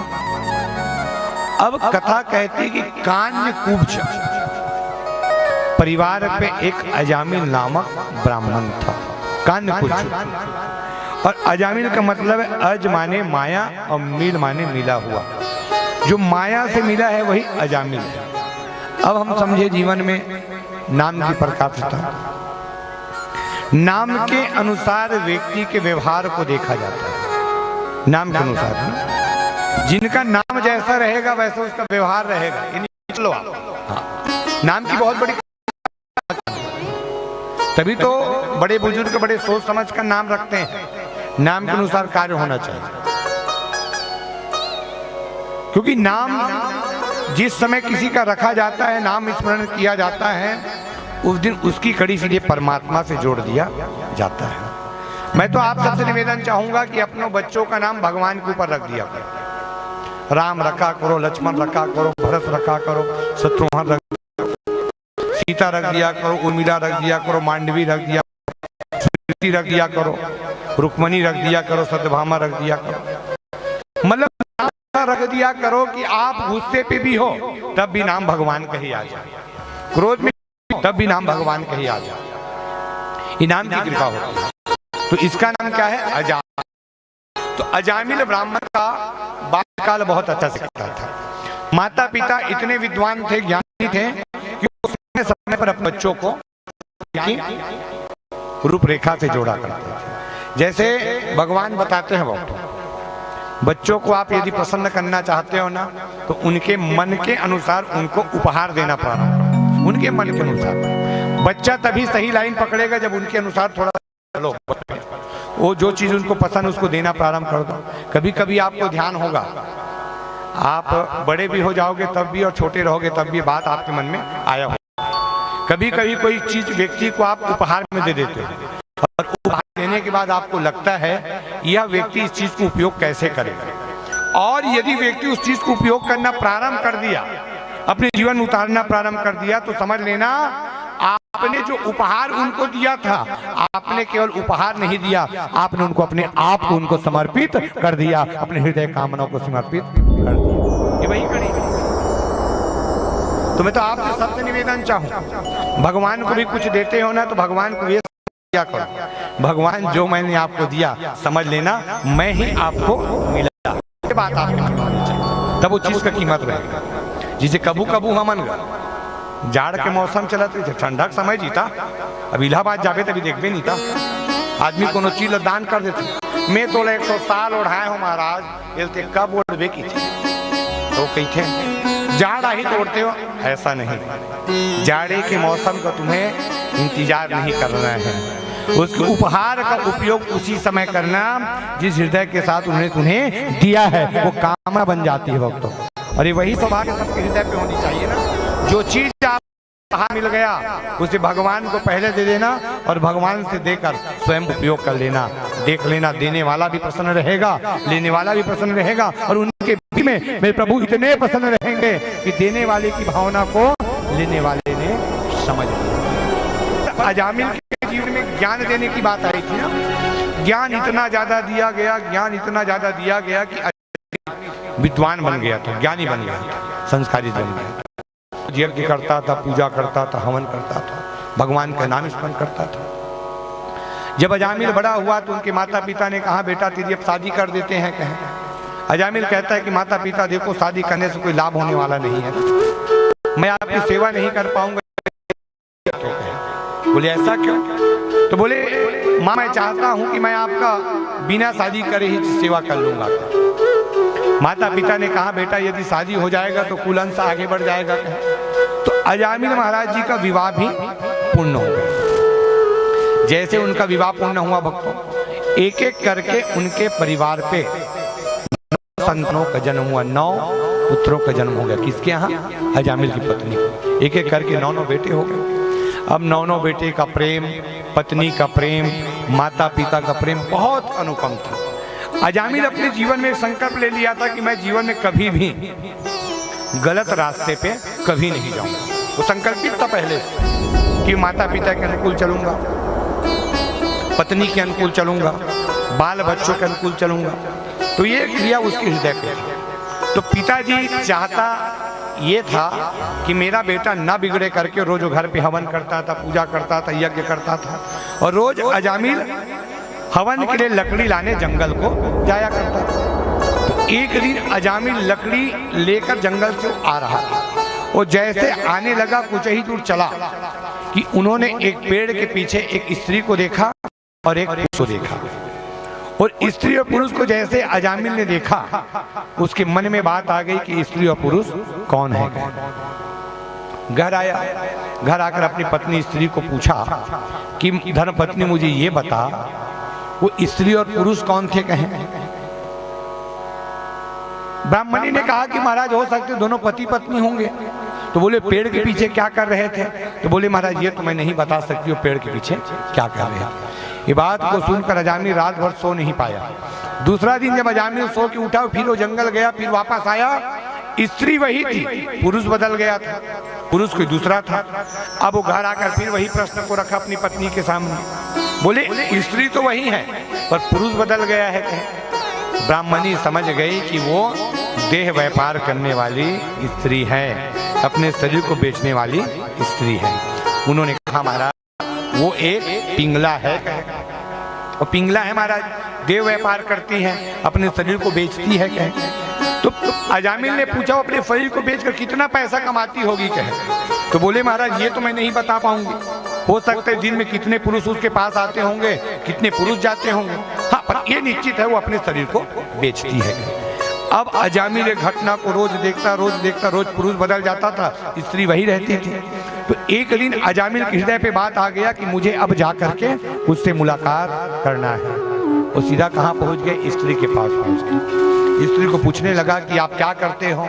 तो बोले महाराज मैं ऐसे तो जाति से उच्च जाति पे मेरा जन्म हुआ था, पर मेरा कर्म नीच हो गया था। बोले कैसे। मैं काम वासना त्यागती हूँ, पैसा कमाती हूँ, पर पुरुष के साथ मेरा संबंध स्थापित हो जाता है। अजामिल कहता है कि तेरा जीवन अंधकार पे जा रहा है, तू तो सर्वनाश की ओर जा रही है, तेरा जीवन नरक रूपी जीवन हो जाएगा कहीं। उन्होंने कहा महाराज ये तो मुझे पता है कि मेरा जीवन नरक रूपी जीवन बन गया है, अंधकार रूपी जीवन बन गया है, पर मैं करूं तो करूं क्या, मैं तो जीवन में यही कर्म से जीवन चलाती हूँ।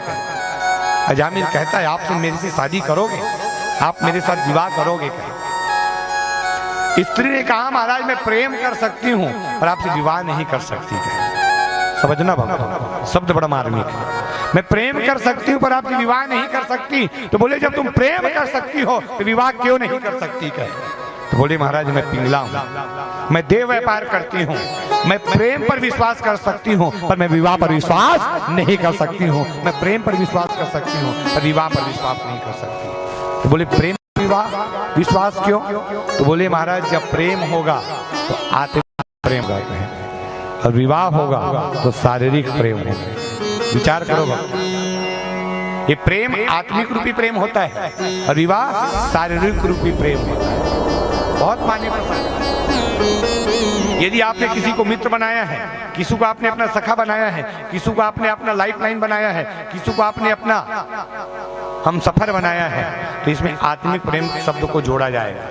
और आपने किसी को अपना जीवन साथी बनाया है तो सीधा शारीरिक प्रेम को जोड़ा जाएगा। शारीरिक प्रेम से आपके प्रेम को देखा जाएगा, क्योंकि जब भी पति पत्नी का संबंध स्थापित होता है तो बोलता है इनका शारीरिक प्रेम है महाराज, तभी दोनों पति पत्नी बन गए। पर यदि किसी मित्र से मुलाकात होती है, किसी सहभागिता से मुलाकात होती है, किसी बंधु से मुलाकात होती है, तो क्या कहा जाता है, इसका और हमारा आत्मिक प्रेम है महाराज, इनका और हमारा आत्मा जुड़ा है।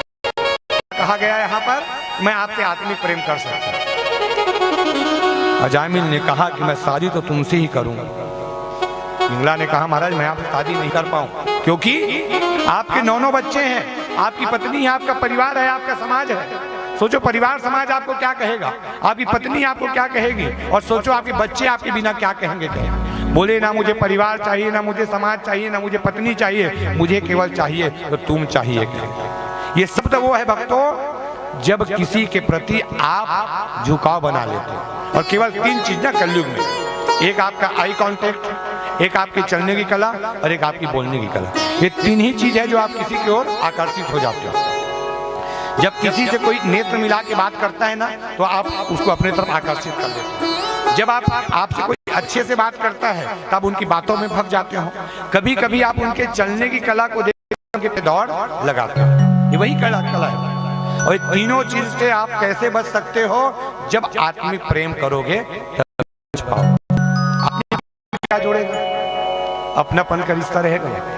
मैं तो हर बच्चों से, हर बिटिया रानी से निवेदन चाहूं, जितने यहाँ पर अभी के न्यू जनरेशन के बच्चे बैठे हैं, यदि आप किसी को मित्र भी बनाते हो, किसी को अपना दोस्त भी बनाते हो, किसी को अपना सखा बनाते हो, तो मेरा ये निवेदन चाहूंगा, उस मित्र को, उस सखा को, उस फ्रेंड को अपने माता पिता से एक बार जरूर मिला देना, उनसे बात जरूर करा देना, तब आपका तो विश्वास बना रहेगा।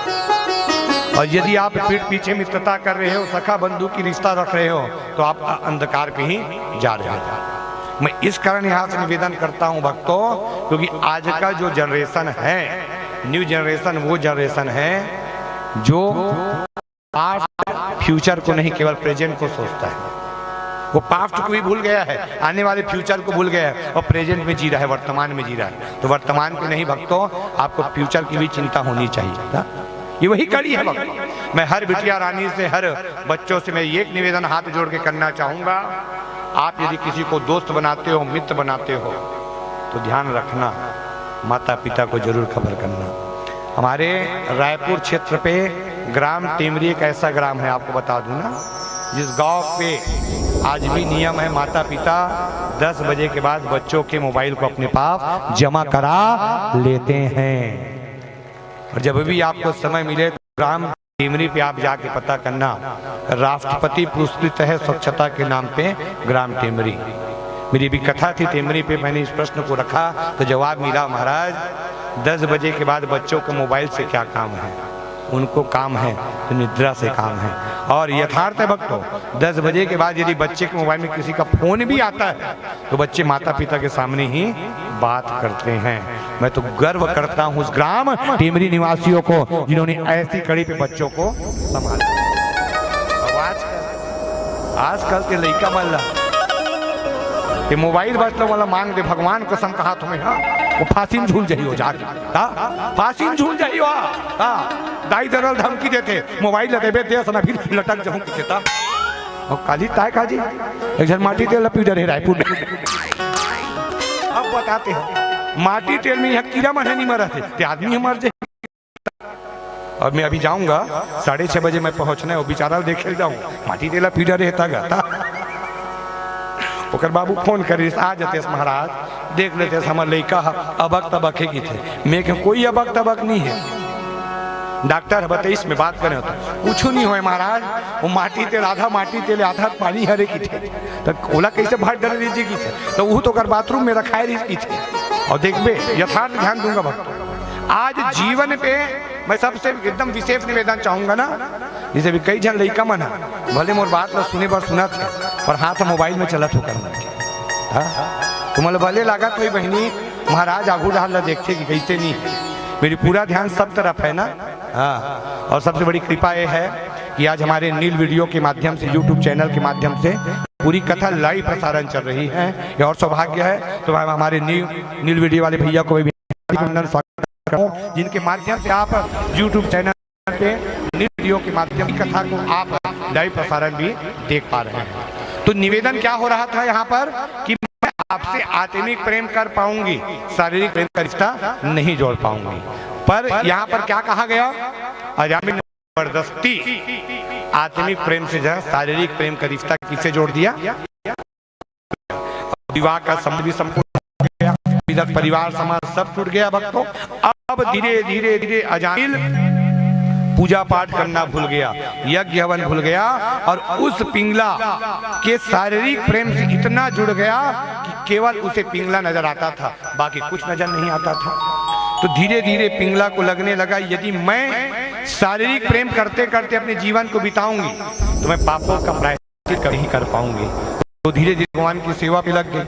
ब्राह्मण इधर पूजा करना छोड़ रहा है और पिंगला इधर पूजा करना प्रारंभ कर रही है। लट्टू गोपाल को नहलाती थी, भगवान को भोग लगाती थी, भगवान के लिए घंटी बजाती थी, भगवान के लिए माला बनाती थी, भगवान लगाती थी, भगवान के लिए भोजन तैयार कराती, पूरी सेवा भगवान के लिए करती थी। अजामिल कहता है तू पागल हो गई है क्या? क्या इस मूर्त को तू भोजन कराती है? क्या इस मूर्ति को तू खाना खिला रही है? क्या उसे सुला रही है? इसे कोई लाभ होने वाला नहीं है।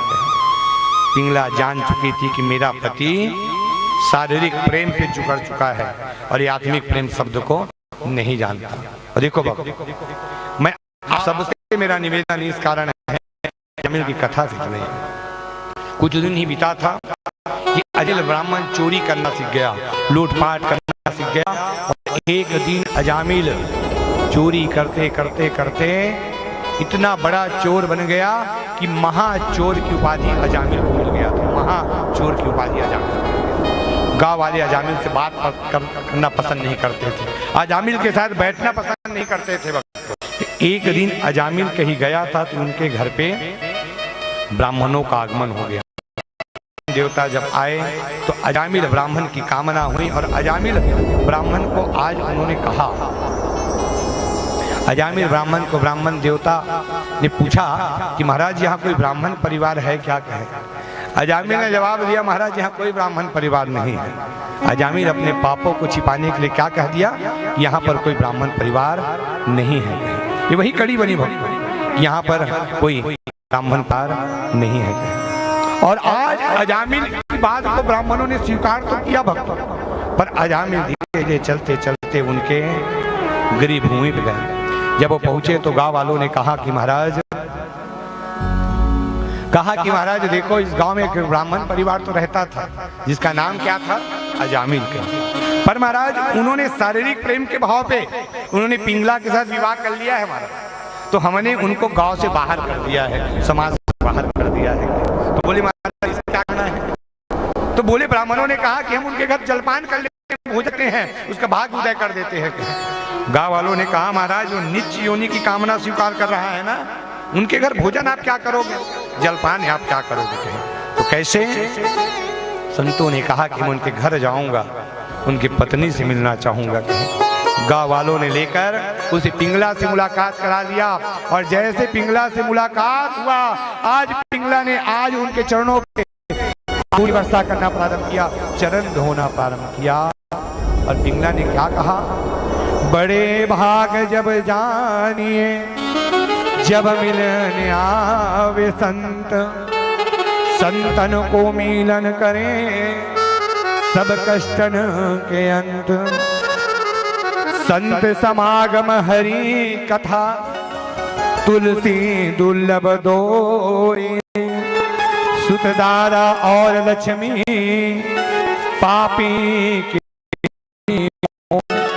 आज अजामिल ब्राह्मण की आज पिंगला पत्नी ने ब्राह्मण देवता का चरण धोया, चरणामृत ले लिया, अपने घर पे बैठा लिया।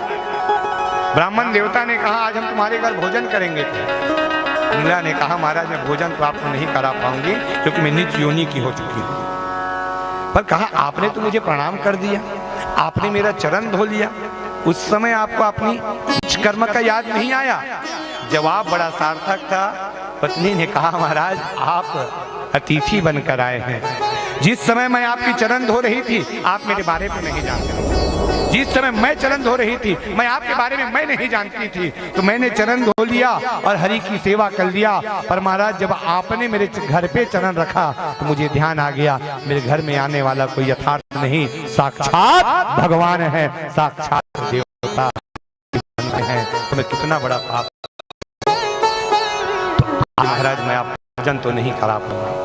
ब्राह्मण देवता ने कहा भोजन तो आज बनेगा, भोजन हम बनाएंगे, भगवान को भोग हम लगाएंगे, पर प्रसादी तुम्हें मिलेगा। कहे और आज सूखा व्यंजन मिला है। ब्राह्मण देवताओं ने भोजन तैयार किया, लड्डू गोपाल को भोग लगाया और उन्होंने अजामिल और उसकी पत्नी को प्रसाद दिया। बोले जब तेरा पति आएगा तुम दोनों मिलकर भोजन ग्रहण कर लेना। कहे और आज अजामिल और की कामना पत्नी, देखो भक्तों, ब्राह्मण देवता के भोजन को तो रख ली और पूछी महाराज इस भोजन से क्या होगा? तो बोले जब इस भोजन को तुम ग्रहण कर लोगे तुम गर्भ में चले जाओगे, तुमको एक बेटा होगा। और जैसे बेटा होगा तुम उस बेटे का नाम नारायण रख देना कहे। जैसे तुम नारायण रखोगे तुम्हारे पति का जो पाप है उसी समय प्रायश्चित हो जाएगा और वो पुण्यात्मा बन जाएगा, वो पुण्यात्मा बन जाएगा। तो इसी कड़ी पे हमारे छोटे भ्राता बबलू महाराज जी, किशन महाराज जी का भी आगमन हुआ है। एक बार तालियों के साथ हमारे महाराज जी को विशेष स्वागत मैं पूरे हमारे आयोजक परिवार के द्वारा और हमारे पूरे राधे राधे परिवार के द्वारा मेरे छोटे भाई जी का हार्दिक अभिनंदन करता हूं। और परम सौभाग्य था कि हमारे छोटे भ्राता जी का भी शिव महापुराण की पावन कथा धाम साई समिति उत्सव के द्वारा संपन्न हुआ है। भगवान उनकी मंगल कामना पूर्ण करे, माँ भगवती जी कृपा उनके ऊपर चलते रहे और बाकी की कामना को स्वीकार करते पावन अवसर प्राप्त होते रहे।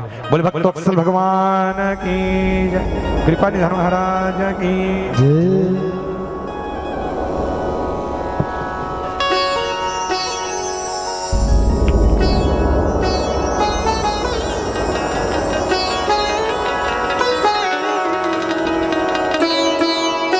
और परम सौभाग्य है कि आज बड़ी ही विचारने की कामना है कि एक ही मंच की कामना, एक भाई कथा की कामना को स्वीकार कर रहा है और एक भाई स्वागत की कामना को स्वीकार करता है। बड़े भाग्यशाली होते हैं जीवन में भाई की आत्मिक कामना जब स्वीकार हो। देखिए अवसर भी बड़ा मार्मिक था ना, इससे पहले ही मैं भरत प्रसंग से आपको जोड़ा था। कहीं न कहीं भगवान राम जी की कृपा बनी, माता जी की आज दर्शन हो पाया। बोले भक्तवत्सल भगवान की जय। उसी ही क्षणों पे फिर अजामिल वहां पर पहुंचा। अजामिल जब पहुंचा तो अजामिल ने देखा, अजामिल सोचने लगा, बोले कौन आया था, पत्तल कहां से आ गई। माता पिंगला ने कहा महाराज ब्राह्मण देवता आए थे, हमने उनको जलपान करा दिया, हमने उनको भोजन करा दिया। कहे बोले जलपान भोजन करा दिया, तुम्हें ये समझ नहीं आया कि ब्राह्मणों के आने से हमारा घर कोई पुण्य आत्मा की कामना नहीं करेगा। वो कौन है, कैसे है। कहे बोले महाराज उन्होंने हमें प्रसाद भी दे दिया। कहे प्रसाद का नाम आया, अजामिल ने प्रसाद लेके खाया, प्रसाद तो खा लिया, भक्तों जीवन बढ़ा, 9 महीना जैसे पुण्य हुआ है। आज अजामिल की पत्नी ने एक पुत्र को जन्म दिया। जैसे पुत्र का जन्म हुआ देवताओं ने भी फूलों की वर्षा किया, ढोल बजा मृदंग बजा, सबने किया। बोले भक्तवत्सल भगवान की। का नाम क्या रखा गया भक्तों, नारायण। न आयन मतलब नर रूपी जिनका आयन, वही नारायण है। जिनके नाम से आप दर्पण के समान देखना पसंद करो, जिनके नाम से मिरर भी में तैयार हो जाए वही नारायण। जिनको देखने के बाद, नाम लेने के बाद हृदय गदगद हो जाए। अजामिल धीरे धीरे बुढ़ापा हो जाना और अजामिल बार बार एक शब्द बोलता था, नारायण मुझे पानी पिला दो, नारायण मुझे पानी पिला दो, नारायण मुझे पानी पिला दो। ये जब नारायण शब्द गूंजता था तो सब पड़ोसी वाले उनसे मिलने आ गए, ब्राह्मण परिवार मिलने आ गया। पिंगला बार बार कहते थे कि महाराज आपने जीवन भर पाप किया है और जीवन भर पापों का प्रायश्चित कैसे होगा, ये महत्वपूर्ण विषय बना।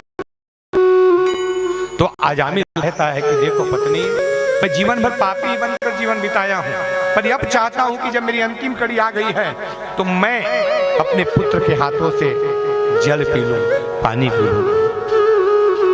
पिंगला कहते हैं कि महाराज जल तो आपको मिल जाएगा पर नारायण के हाथों से मिल जाएगा, पर प्रभु आप उस लायक तो बन जाइए, आप तो जीवन भर कपट कुचाल पे जीवन बिताया, कैसे मुक्ति मिलेगा। कहे तो आज भक्तों अजामिल ने उस प्रभु को याद किया कि कहे प्रभु भगवान ने मेरी नैया इस पार लगा देना, भगवान ने मेरी नैया उस पार लगा देना। मैं पार की चर्चा करता हूँ, मैं उस पार की चर्चा करता हूँ प्रभु, मेरे पास बचा कुछ नहीं है, केवल नैया पार लगने का बचा है। महाराज मुझे अब अपनी चल रही है, मुझे चिंता तो आपकी हो रही है। कैसे, हमें नहीं है चिंता उनकी, उनको चिंता हमारी है। विस्मधारे पड़ी नैया सुदर्शन चक्रधारी है, विस्मधारे पड़ी नैया सुदर्शन चक्रधारी है। आज बार बार अजामिल कहता है भगवान मेरी नैया उस पार लगा देना, भगवान मेरी नैया इस पार लगा देना। भगवान मेरी नैया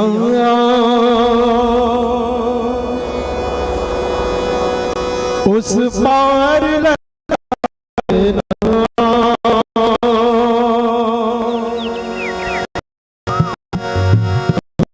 तो निभाया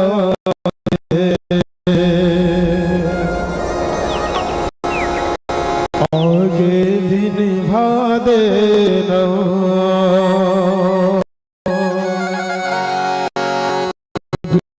मेरी नैया उस पार लगा देना।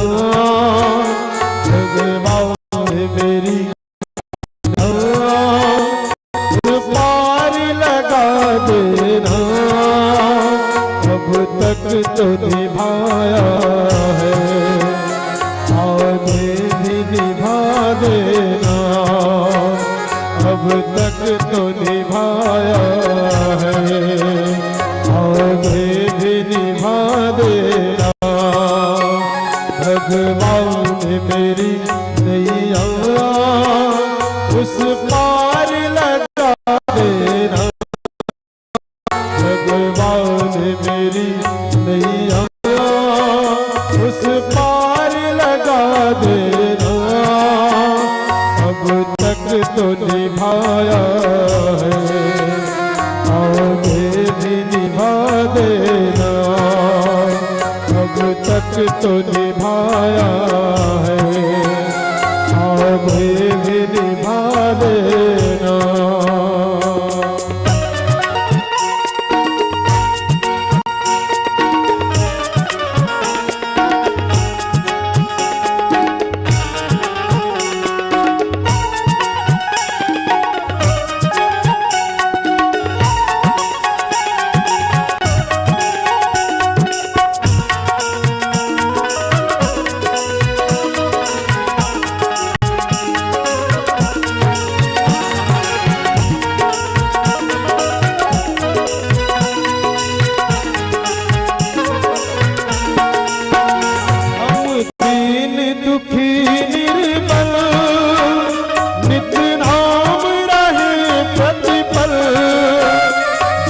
सोच तरस दोगे प्रभु आज नहीं तो कल।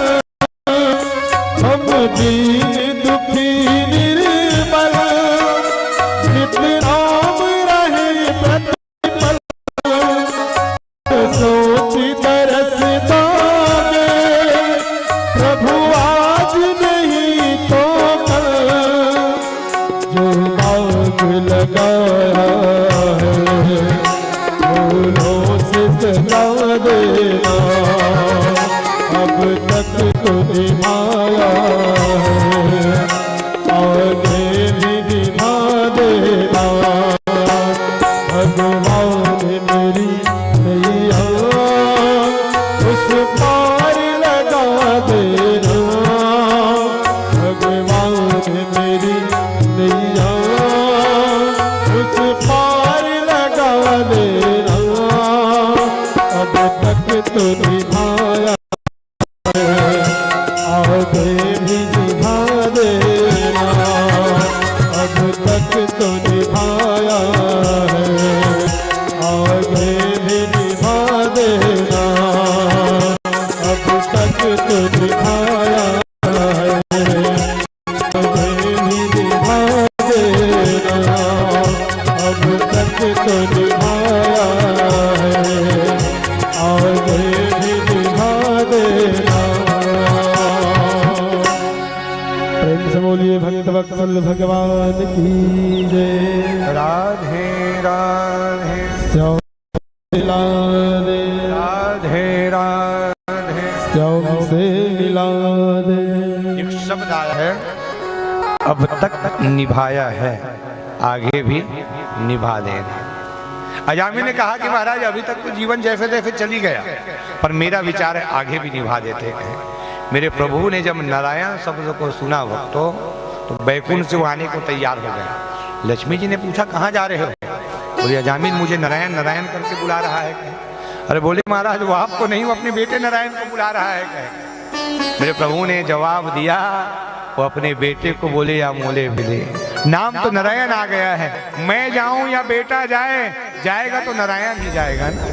और नारायण जब जाएगा तो उसको उद्धार चित था। मेरे प्रभु स्वयं आए हैं और उन्होंने अजामिल को जल पिलाया। जब जल पिलाया तो अजामिल का जीवन कृतज्ञ हो गया और मुक्ति को जब प्राप्त हुई, देवताओं ने फूलों की वर्षा किया, ढोल बजा, बिलंग बजा, सबने जय जयकार किया। बोले भक्त वत्सल भगवान की। कथा कहती है कि भागवत में अजामिल का नाम क्यों आया। अजामिल माने वो शब्द जो माया से भी मिला है, भगवान ने उनको भी तार दिया, वही अजामिल है। और मुझे तो लगता है कि जीवन में हम सब माया में मिले, माया से हम कोई बाहर नहीं है। पर ध्यान रखना, माया में मिलने वाला व्यक्ति भी मायापति के संसार पे टिके हैं, क्योंकि ये स्वयं मायाधर है। इनके माया के सामने सबका माया फैल है ना, कि कब कहाँ क्या माया करेगा, कौन किससे जोड़ेगा, वो पता ही नहीं चलता। भले हमें लगता है भक्तों की 16,108 रानियों को साथ रखने वाला कन्हैया जीवन कैसे बिताता होगा, 1,61,080 पुत्रों को लेकर चलने वाला कन्हैया कैसे जीवन बिताता होगा। पर आप ध्यान आकर्षित कर दूं भक्तों, 16,108 रानियों के लिए, 1,61,080 पुत्रों के लिए उन्होंने अपने हृदय पे राधा को बसा लिया है, राधा को बसा लिया है। राधा, जब राधा का जब नाम आता है ना, तो भगवान कृष्ण को भी लगता है कि मेरा ताकत बढ़ गया। राधा माने कौन? भगवान का बिग सपोर्टर है। राधा मैया बिग सपोर्टर है भगवान। हाँ, यहाँ रखना। तभी तो बार बार कथा पे मैं कहता हूँ, राधा कृष्ण के समान जीवन बिताया करो। कुछ भी हो गया डाल दिया करो राधा रानी के नाम पे, डाल दिया करो भगवान कृष्ण के नाम से, बोल दिया करो आप मेरे बिग सपोर्टर हो, आप रहोगे तो मैं रहूं, अब नहीं रहोगे तो मैं नहीं हूं। बस भगवान उसी समय पहुंच जाएंगे आपको सपोर्ट देने के लिए। क्योंकि आज जीवन पे राधा और कृष्ण का नाम बड़ा मार्मिक है। जैसे एक मेरी आदत है, मेरे मुख से 2 शब्द बार बार निकलता है। मेरी बहनों के लिए गुड़िया शब्द बार बार आता है और रानी शब्द बार बार आता है।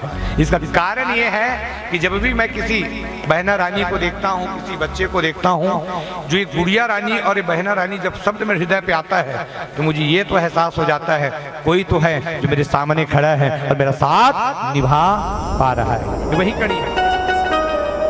और ये गुड़िया शब्द बड़ा मार्मिक शब्द है। जब लड़का मन नान नान रहेगा तो नहीं बुलाएगा इति आबे को गुड़िया, इति आबे का रानी बेटी, ये शब्द बड़ा मार्मिक था। और सोचो, हम जिस बेटी को रानी बेटी कहते थे वही लक्ष्मी बेटी बन जाती है, वही भाग्य लक्ष्मी बेटी बन जाती है, वही ऐश्वर्य लक्ष्मी बेटी बन जाती है। तो आज अजामिल ब्राह्मण को नाम की महिमा से, केवल नाम से। तो आजकल कहाँ, आजकल के मन है तो का नाम है नोनी, नाम तो एशिया है महाराज कुछ, तो नाम जी अभिषेक है कि मान लो कि तुमन कहो डोकरा डोकरी हो गए कैसे करो, कौन बुलाही का ए वो ऐश्वर्या दाई कहाँ जात है इसकी दी डंडा मैं तो डोकर नजर आता हूँ, वो नाम ऐश्वर्या है। और कोनो कही कहाँ जाता है, वो अभिषेक बाबा की नी का है। वही कहूँ नाम है दशरथ कौशल्या रीतिस्ता, और पूछते कहाँ जाता है, दशरथ बाबा या नहीं जाना था बेटा, भागवत हुआ थे बड़ोसा में स्कूल थी उन्हें जावत हो की दाई पूछते कहाँ जाता है, कौशल्या दाई या भागवत हो बेटा वही ढार जावत हो, यदि काम में गिना बिच्चे हाँ बेटा ये जाऊँ आरती हुई तो आरती में सम्मिलित होकर हुई। ये प्रेम की परिभाषा है।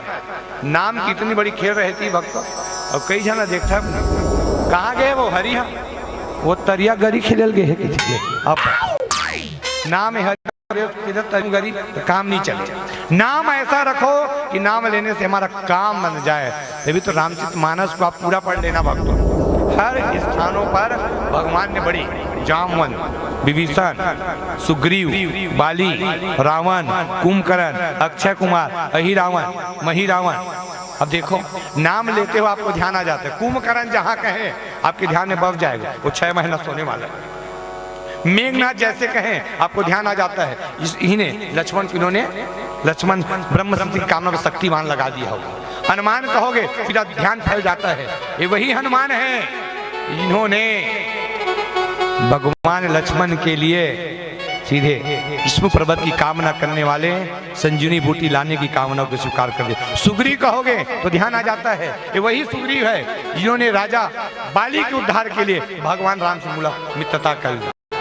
जैसे रावण का नाम आता है आपका ध्यान फैल जाता है, ये वही रावण है जिन्होंने सीता हरण करके लंका को उद्धार करा दिया था। नाम की महिमा है। सुखदेव ने कहा कि राजा परीक्षित, भागवत कथा पे एक कथा आई है हिरण्यकश्यपु महाराज की। हिरण्यकश्यपु कौन है भक्तों? महाराज हिरण्याक्ष का भाई हिरण्यकश्यपु। ये किनके पुत्र हैं? कश्यप और दीति के। तो हिरण्यकश्यपु महाराज जी का विवाह हुआ था नाग कन्या कयाधु के साथ। जब इनका विवाह हुआ नाग कन्या कयाधु के साथ, तो विचार करें कि नाग कन्या कयाधु आपके हिसाब से कैसे रहेगा? यदि नाग कन्या है तो क्रोध में रहने वाली होगी नहीं, बहुत गुस्सा करने वाली। और ऐसा नहीं था, जब तो उसका उल्टा था। वो जितना क्रोध में हिरण्यकश्यपु रहता था उतना ही शांत कयाधु मैया रहती थी, क्योंकि भले वो नाग की कन्या थी पर अपने पति की चरण सेविका थी। सबसे निवेदन है, आप अपने पति के क्रोध कैसे काबू कर सकते हो? आपको उनकी बात को आप दिन भर सुन लिया करो, और सुनने के बाद ना डिसीजन रात को दिया करो। दिन में डिसीजन नहीं देना है ना। अच्छा, रात के फिर महाभारत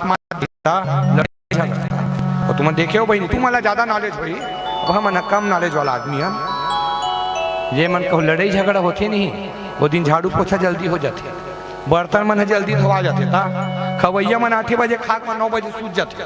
कैसे आप तुम्हारे घर जल्दी कपाट बेड़ी बंद हो गए? वो नहीं जाना था महाभारत चला थे कि महाभारत चला तभी रात भर चल ही की थी, तो कल पहले भर पेट खाट रहन की थी। पर ऐसा नहीं है भक्तों, जीवन में पति और पत्नी का प्रेम इतना समदर्शी होना चाहिए कि कोई भी बात उनके सामने छिपा न रहे। इस ना छिपा रहे, उनको बताओ मित्र है, ये मेरा सखा है, ये मेरा बंधु है, ये अपने, ये वही कड़ी है भक्त। इससे आपका पारस्परिक संबंध आगे बढ़ता है। अब महाराज हिरण्यकश्यपु और कयाधु का जीवन बड़ा मार्मिक जीवन था। कयाधु बहुत विश्वास करती थी हिरण्यकश्यपु के ऊपर, और हिरण्यकश्यपु कयाधु पर विश्वास करते थे। माता कयाधु के 3 पुत्र थे, लाद, अनुलाद और श्लाद। लाद, अनुलाद, श्लाद 3 उनके पुत्र थे। तीनों पुत्रों के साथ महाराज हिरण्यकश्यपु का जीवन बड़ा मार्मिक जीवन चलता था। लाद, अनुलाद, श्लाद इनका जीवन बहुत अच्छा था। हिरण्यकश्यपु ने जीवन में एक संकल्प ले लिया था। वो संकल्प क्या था कि मैं अपने भाई हिरण्याक्ष का बदला बराबर लूंगा। ये कड़ी उनके साथ चलती थी भक्तों, और इसी कड़ी में जुड़ने के कारण हिरण्यकश्यपु समय समय पर देवताओं से लड़ाई करता, देवताओं के साथ झगड़ा किया करता था। सुखदेव जी कहते हैं कि राजा परीक्षित यही लड़ाई झगड़े के चलते चलते हिरण्यकश्यपु ने लाद, अनुलाद और श्लाद को मृत्यु के घाट उतार दिया। एक एक करके तीनों का प्राण छूट गया भक्तों, तीनों की प्रकाशता पूर्ण हो गई। कयाधु मैया ने एक दिन कहा कि देखो महाराज, थोड़ी सी इधर दूरी बनाकर बैठ जाएं, जितने भी माताएं जो दीवार की तरफ हैं थोड़ी इधर आप जगह बना लेना, माताएं थोड़ी इधर हट जाएं, जो इधर बैठे हैं पर्दे की तरफ वो थोड़े इधर बैठ जाएं, थोड़ी हट के आप जगह बना के बैठ जाएं। तो आज भगवान की प्रकाशता विशेष हो गई। बस थोड़ी सी बैठ जाइए, सर्प देवता का आगमन हुआ है, थोड़ी सी आप जगह बना दें उनको जाने के लिए। जितनी भी मेरी माताएं जो दीवार तरफ हैं वो कृपा करके आप थोड़ी इधर बैठ जाएं, जगह उनको दे दीजिए थोड़ा सा। तो आज भगवान की प्रकाशता हो गई, और माता कयाधु ने कहा कि महाराज आपने एक एक करके हमारे तीनों पुत्रों को मौत के घाट उतार दिया।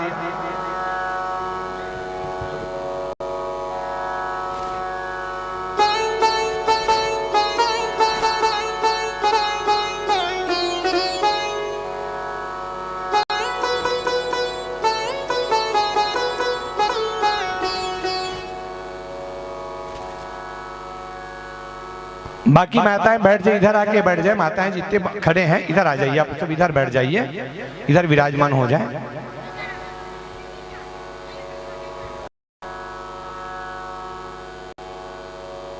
करके एक बार परमात्मा की कामना को स्वीकार करना चाहता हूं। मेरा विचार है कि भगवान मुझे एक ऐसा आशीर्वाद प्रदान करें जिससे मैं अमरता को प्रदान हो जाऊं, अमरता को प्राप्त कर लूं। कहे सुखदेव जी कहे कि राजा परीक्षित, ये वही कड़ी को भगवान ने स्वीकार किया और बताया कि जैसे ही माता कयाधु ने उनको कहा कि महाराज ठीक है, आप ब्रह्मा जी की तपस्या के प्रवेश करें, और तपस्या की प्रकाशता जब प्रवेश कर रही थी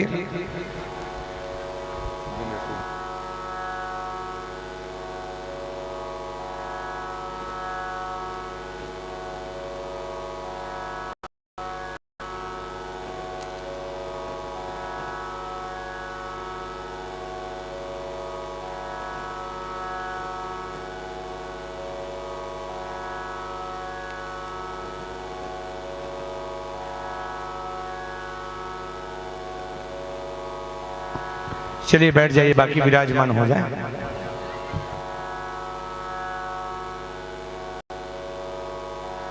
जैसे ही परमात्मा की कामना हुई, आज ब्रह्मा जी की तपस्या करने हिरण्यकश्यप महाराज जी पहुंच गए। इधर माता कयाधु गर्भ में अकेली थी और माता कयाधु के चौथे संतान के रूप में गर्भ में एक संतान का प्रागट्य होना था। महाराज नारद जी की कामना हुई। नारद जी को जब पता चला कि आज कयाधु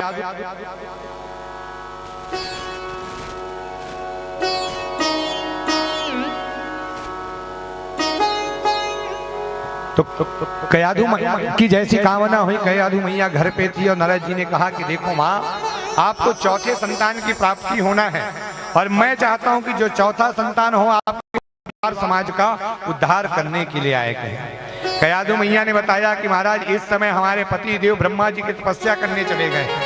यदि ब्रह्मा जी की तपस्या को वो पूर्ण कर लेंगे और उनको अमरता का वरदान मिल जाएगा तो कार्य कैसे पूर्ण होगा।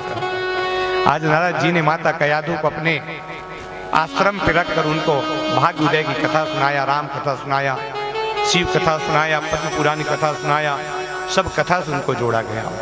हिरण्यकश्यप पहुंच गया ब्रह्मा जी की तपस्या करने।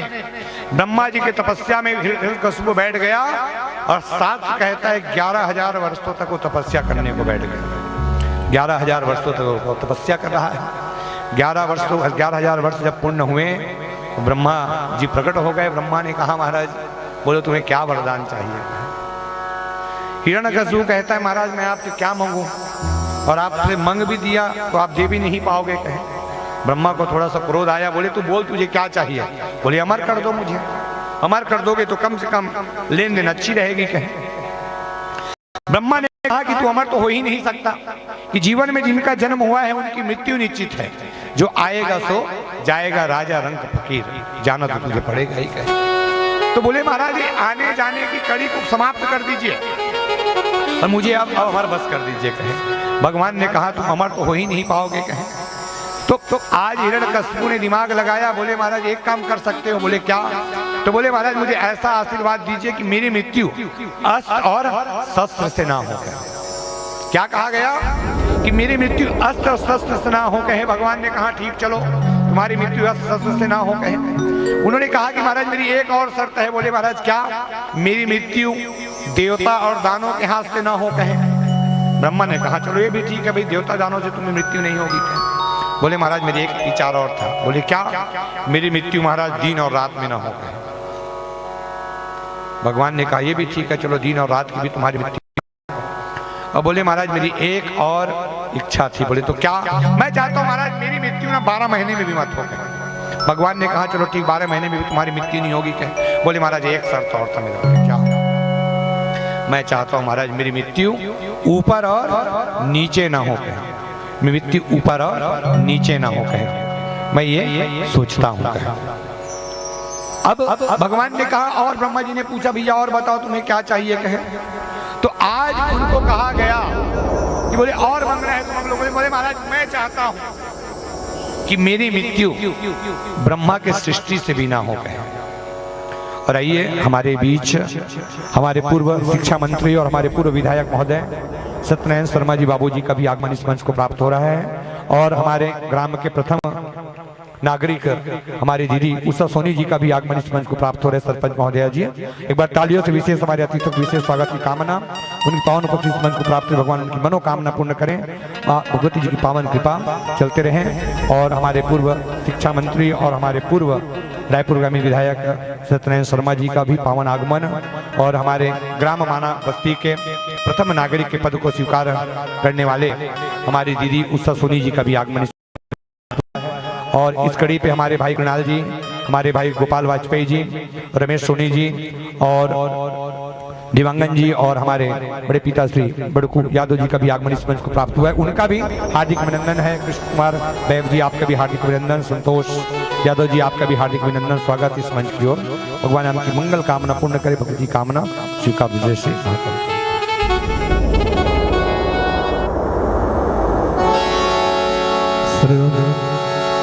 किसी सरल से नमन मैं करूं आपका स्वागतम स्वागतम। स्वागतम आपका, स्वागतम स्वागतम स्वागतम आपका। इस तरह से नमन मैं करूं आपका, इस तरह से नमन मैं करूं आपका। स्वागतम स्वागतम स्वागतम आपका, स्वागतम स्वागतम स्वागतम आपका।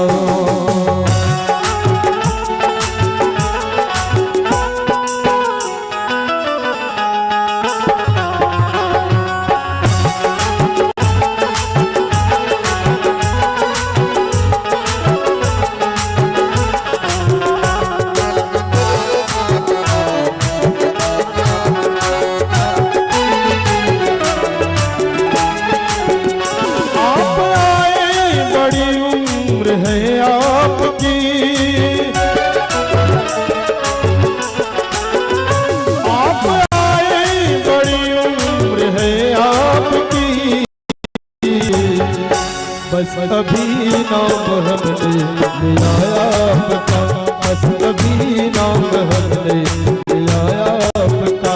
इस तरह से नमन मैं करूं आपका, इस तरह से नमन मैं करूं आपका। स्वागतम स्वागतम स्वागतम।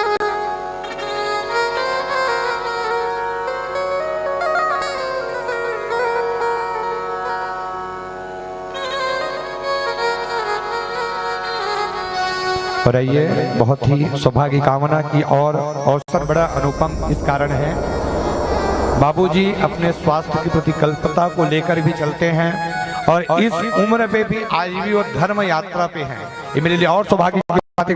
तालियों से विशेष बाबूजी का विशेष स्वागत। हर समय हमारे सत्यनारायण शर्मा जी बाबूजी का पावन मार्गदर्शन में प्राप्त होते रहता है और ये वो कड़ी है कि एक आत्मिक अनुभव का पावन अनुपम पल, जहां पर अतिथियों के रूप में एक मार्ग दर्शन करने वाले पहुंचते हैं, मार्गदर्शिका को स्वीकार करने वाले पहुंचते हैं। ये अनुपम अवसर है। तो मैं पूरे हमारे ग्राम माना बस्ती की ओर से, पूरे आयोजक परिवार की ओर से और मैं राधे राधे परिवार की ओर से हमारे अतिथि जी का हार्दिक अभिनंदन और स्वागत करता हूं, जिन्होंने अपना पावन समय इस पावन व्यास मंच को प्रदान किया। सुखदेव जी कहते हैं कि राजा ब्रह्मा जी को उन्होंने कहा, महाराज पहला शस्त्र अर्थ शस्त्र से मेरी मृत्यु ना हो, दूसरा भाव है कि रात और दिन में मेरी मृत्यु ना हो, तीसरा भाव मैं चाहता हूँ महाराज ऊपर और नीचे मेरी मृत्यु ना हो, और चौथा भाव कहता है महाराज मेरा विचार है कि ब्रह्मा की सृष्टि से भी मेरी मृत्यु ना हो। फिर कहता है महाराज 12 महीने में भी मेरी मृत्यु ना हो। कहता है देवता और दानों के हाथ में भी मृत्यु ना हो। ब्रह्मा ने कहा तो मृत्यु कैसे पाता है? बोले महाराज मैं मृत्यु नहीं चाहता हूँ, मैं तो अमर होना चाहता हूँ। ब्रह्मा ने कहा न तो अस्त्र शस्त्र से मरना चाहता है, न तो ऊपर नीचे मरना चाहता है, न तो ब्रह्मा की सृष्टि से मरना चाहता है, न तो 12 महीने में मरना चाहता है, न तू संसार की माया से मरना चाहता है। तो बता तुझे मृत्यु कैसे मिलनी चाहिए? बोले महाराज यही तो मैं चाहता हूँ कि मुझे अमर कर दिया जाए। भगवान ने कहा मैं तुझे अमर तो नहीं कर पाऊंगा, पर तुझे कल्याण का रास्ता जरूर दिखाऊंगा, तुझे कल्याण का रास्ता जरूर दिखाऊंगा। भगवान ने उनको आशीर्वाद दे दिया। जैसे हिरण्यकश्यप को आशीर्वाद पाया वो तुरंत पहुंच गया अपने नगर पे, सबको कहने लगा कि मैं भगवान बन गया, मैं भगवान बन गया, मैं भगवान बन गया। कहा महाराज आप भगवान कैसे बन गए? बोले कि देखो ना मुझे अस्त्र मार पाएगा, न मुझे कोई ऊपर नीचे मार पाएगा, न मुझे देवता दानव मार पाएंगे, न ब्रह्मा जी की सृष्टि मुझे कुछ कर पाएगा, न 12 महीने में मेरा कुछ हो पाएगा। तो सच में भगवान बन गया क्या? सुखदेव जी कहे कि राजा परीक्षित भगवान ने वहां पर जुड़ा था। सुखदेव जी ने कहा कि राजा परीक्षित जैसे वहां पहुंचे गए, आज कयाधु मैया ने बताया कि महाराज मैं गर्भ में हूं और मेरे गर्भ में चौथा संतान की परिकल्पना चल रही है, और आज आप अपने आप को भगवान मानना चाहते हो। बोले मैं अपने आप को भगवान मानना नहीं, मैं भगवान बन चुका हूं कहे, क्योंकि मेरी मृत्यु नहीं है। कयाधु ने कहा महाराज जो एक बार जन्म लेकर आता है मृत्यु तक भी पहुंच जाता है। अब समय कटा, माता कयाधु को एक पुत्र का प्राकट हुआ। जैसे पुत्र का प्राकट हुआ, हिरण्यकश्यप ने अपने गुरुदेव शुक्राचार्य को बुलाया। शुक्राचार्य के जो पुत्र थे मर्क और अर्मरक, मर्क और अर्मरक के साथ जब शुक्राचार्य वहां पहुंचे, शुक्राचार्य ने कहा तुम्हारे बेटे का नाम क्या रखा जाए? तो बोले एक का नाम लाद, अनुलास लाद, अब इसका नाम क्या रखा जाए? शुक्राचार्य ने कहा कि देख, जीवन भर तो पापों के कामनाओं को स्वीकार किया था, पापों के अनुकूल चला था। मेरा विचार, मैं चाहता हूं कि जब तेरी मृत्यु की बारी आए, यही तेरा पुत्र तुझे तरन तारण कर पाए। इस कारण तेरे पुत्र का नाम पड़ेगा आज से प्रहलाद। बोले प्रहलाद महाराज की जय। नाम पड़ गया प्रहलाद। प्रहलाद जी का जीवन प्रारंभ हुआ, धीरे धीरे वो बड़े होने लगे। जीवन की प्रकाशता जैसे पूर्ण हुई भक्तों, भगवान की कामना के साथ प्रहलाद की आयु जब 5 साल की हुई, 5 साल की आयु में प्रहलाद ने अपने पिताजी को बताया कि देखो पिताजी, संसार पे भगवान एक हैं और उनके रूप अनेक हैं। बोले भगवान एक हैं, रूप अनेक हैं? बोले हाँ पिताजी, भगवान एक हैं, उनके रूप अनेक हैं। इस कारण मैं चाहता हूं कि आप भी भगवान को माने गए। हिरण्यकश्यप कहता है प्रहलाद तू कैसे बात करता है, भगवान एक है रूप अनेक, में नहीं समझ पाया। तो बोले महाराज ध्यान रखे जीवन में, जब नौदा भक्ति की बात आती है ना महाराज, तो नौदा भक्ति में भगवान को पाने के लिए व्यक्ति अलग अलग तरह से भक्ति, उनको ये पता नहीं रहता कि हम भक्ति किसी मार्ग से कर लें। जाना तो वहीं पर है जहाँ पे जीवन प्रारंभ हुआ है, वही जाओ, जीवन का विराम भी वही दिखा। आज कैसे श्रवणम कीर्तनम विष्णु स्मरम पाद सेवनम अर्चनम वंदनम दासे साक्षात्म निवेदनम। बोले पिताजी नौदा भक्ति है, आप यदि श्रवण मार्ग से जाओगे भगवान को, आप भगवान की कथा सुनकर भगवान को प्राप्त कर सकते हो। कीर्तन मार्ग से जाओगे तो भगवान की कीर्ति को आप गुणगान करके भगवान को प्राप्त कर सकते हो। यदि भगवान को स्मरण मार्ग से जाओगे, स्मरण मार्ग माने भगवान की लीला को स्मरण करके यदि जीवन बिताओगे तब भी आपको मुक्ति मिल सकता है। फिर बोले महाराज पाद सेवनम, यदि भगवान की चरण की सेवा करोगे तब भी भगवान आपको प्राप्त हो जाएगा। यदि भगवान तब भगवान आपको प्राप्त हो जाएगा। बोले यदि भगवान को आप वंदन करोगे, वासना को त्याग कर नमन, तो भी भगवान आपको मिल जाएंगे। फिर आत्मनिवेदन। बोले महाराज वंदन के पहले एक दास शब्द आया है, यदि दास भी बन जाओगे तब भी भगवान मिल जाएंगे। और दास बनने के बाद यदि आपने आत्मनिवेदन कर दिया तो परमात्मा सामने मिल जाएंगे, परमात्मा आपके सामने मिल जाएंगे। हिरण्यकश्यप ने कहा तू पागल हो गया, मैं भगवान को अपने सामने क्यों बुलाऊं, और भगवान मेरे सामने आएंगे, भगवान के हाथों से मेरी मृत्यु लिखा ही नहीं है। मैं तो पहले ही कह दिया हूं कि ना मैं देवता दानों के हाथों से मुझे मृत्यु नहीं चाहिए, तो भगवान कैसे आएंगे। प्रहलाद ने अपने पिताजी को कहा कि भगवान यत तत सर्वत्र बैठे हैं। जैसे यत तत सर्वत्र वाली बात आई तो आज वक्त आपको विचार कराऊं, हिरण्यकश्यप को इतना क्रोध आया कि एक दिन उन्होंने फांसी पे लटकवा दिया प्रहलाद, लटका दो मृत्यु यही हो जाए। वहां से सर्पों की कोठरी पे डाल दिया, वहां से प्रहलाद जीवित आ गया। उसके बाद एक दिन तो प्रहलाद को पर्वतों से गिरा दिया गया, प्रहलाद वहां से क्रोध बढ़ते गया, क्रोध बढ़ते गया, और एक दिन तो भक्त इतना क्रोध में आ गया कि आज उन्होंने ठान लिया कि प्रहलाद तेरी मृत्यु मेरे हाथों पे है। कहे उन्होंने अपनी बहन होलिका को बुलवाया, अपनी बहन ठुडिका। ध्यान रखना भक्तों, कलयुग में हम जिसे होलिका कहते हैं उसी को भागवत उसका नाम ठुडिका बताया गया है, और सुख सागर में उसी का नाम सिहिका बताया गया है। देखो जिसे होलिका कहते वही ठुडिका और सिहिका है। अब उसे बुलाया गया, वो आ गई, बोले भैया क्या आदेश है। तो बोले आदेश मेरा ये है कि मैं चाहता हूं कि प्रहलाद की मृत्यु तुम्हारे हाथों से हो जाएगा। सिहिका कहती कि महाराज देखो मैं प्रहलाद यदि मारूं मुझे हत्या का पाप लग सकता है। बोले तुम मारोगे तब भी तुम्हें ब्रह्म हत्या का पाप लगेगा, और नहीं मारोगे तब भी तुमको ब्रह्म हत्या का पाप लगेगा, क्योंकि तुम इस समय अपने भाई के सामने खड़े हो जो तुम्हारा भाई भगवान से कम नहीं। सिहिका ने कहा कि महाराज ये नियम तो विशेष नहीं है। आग की प्रकाशता तैयार हो गई, आगों की पूरी तैयारी कर दी गई। सीका मैया उस आग के ऊपर बैठ गई और उन्होंने गोद में प्रहलाद को बैठा दिया।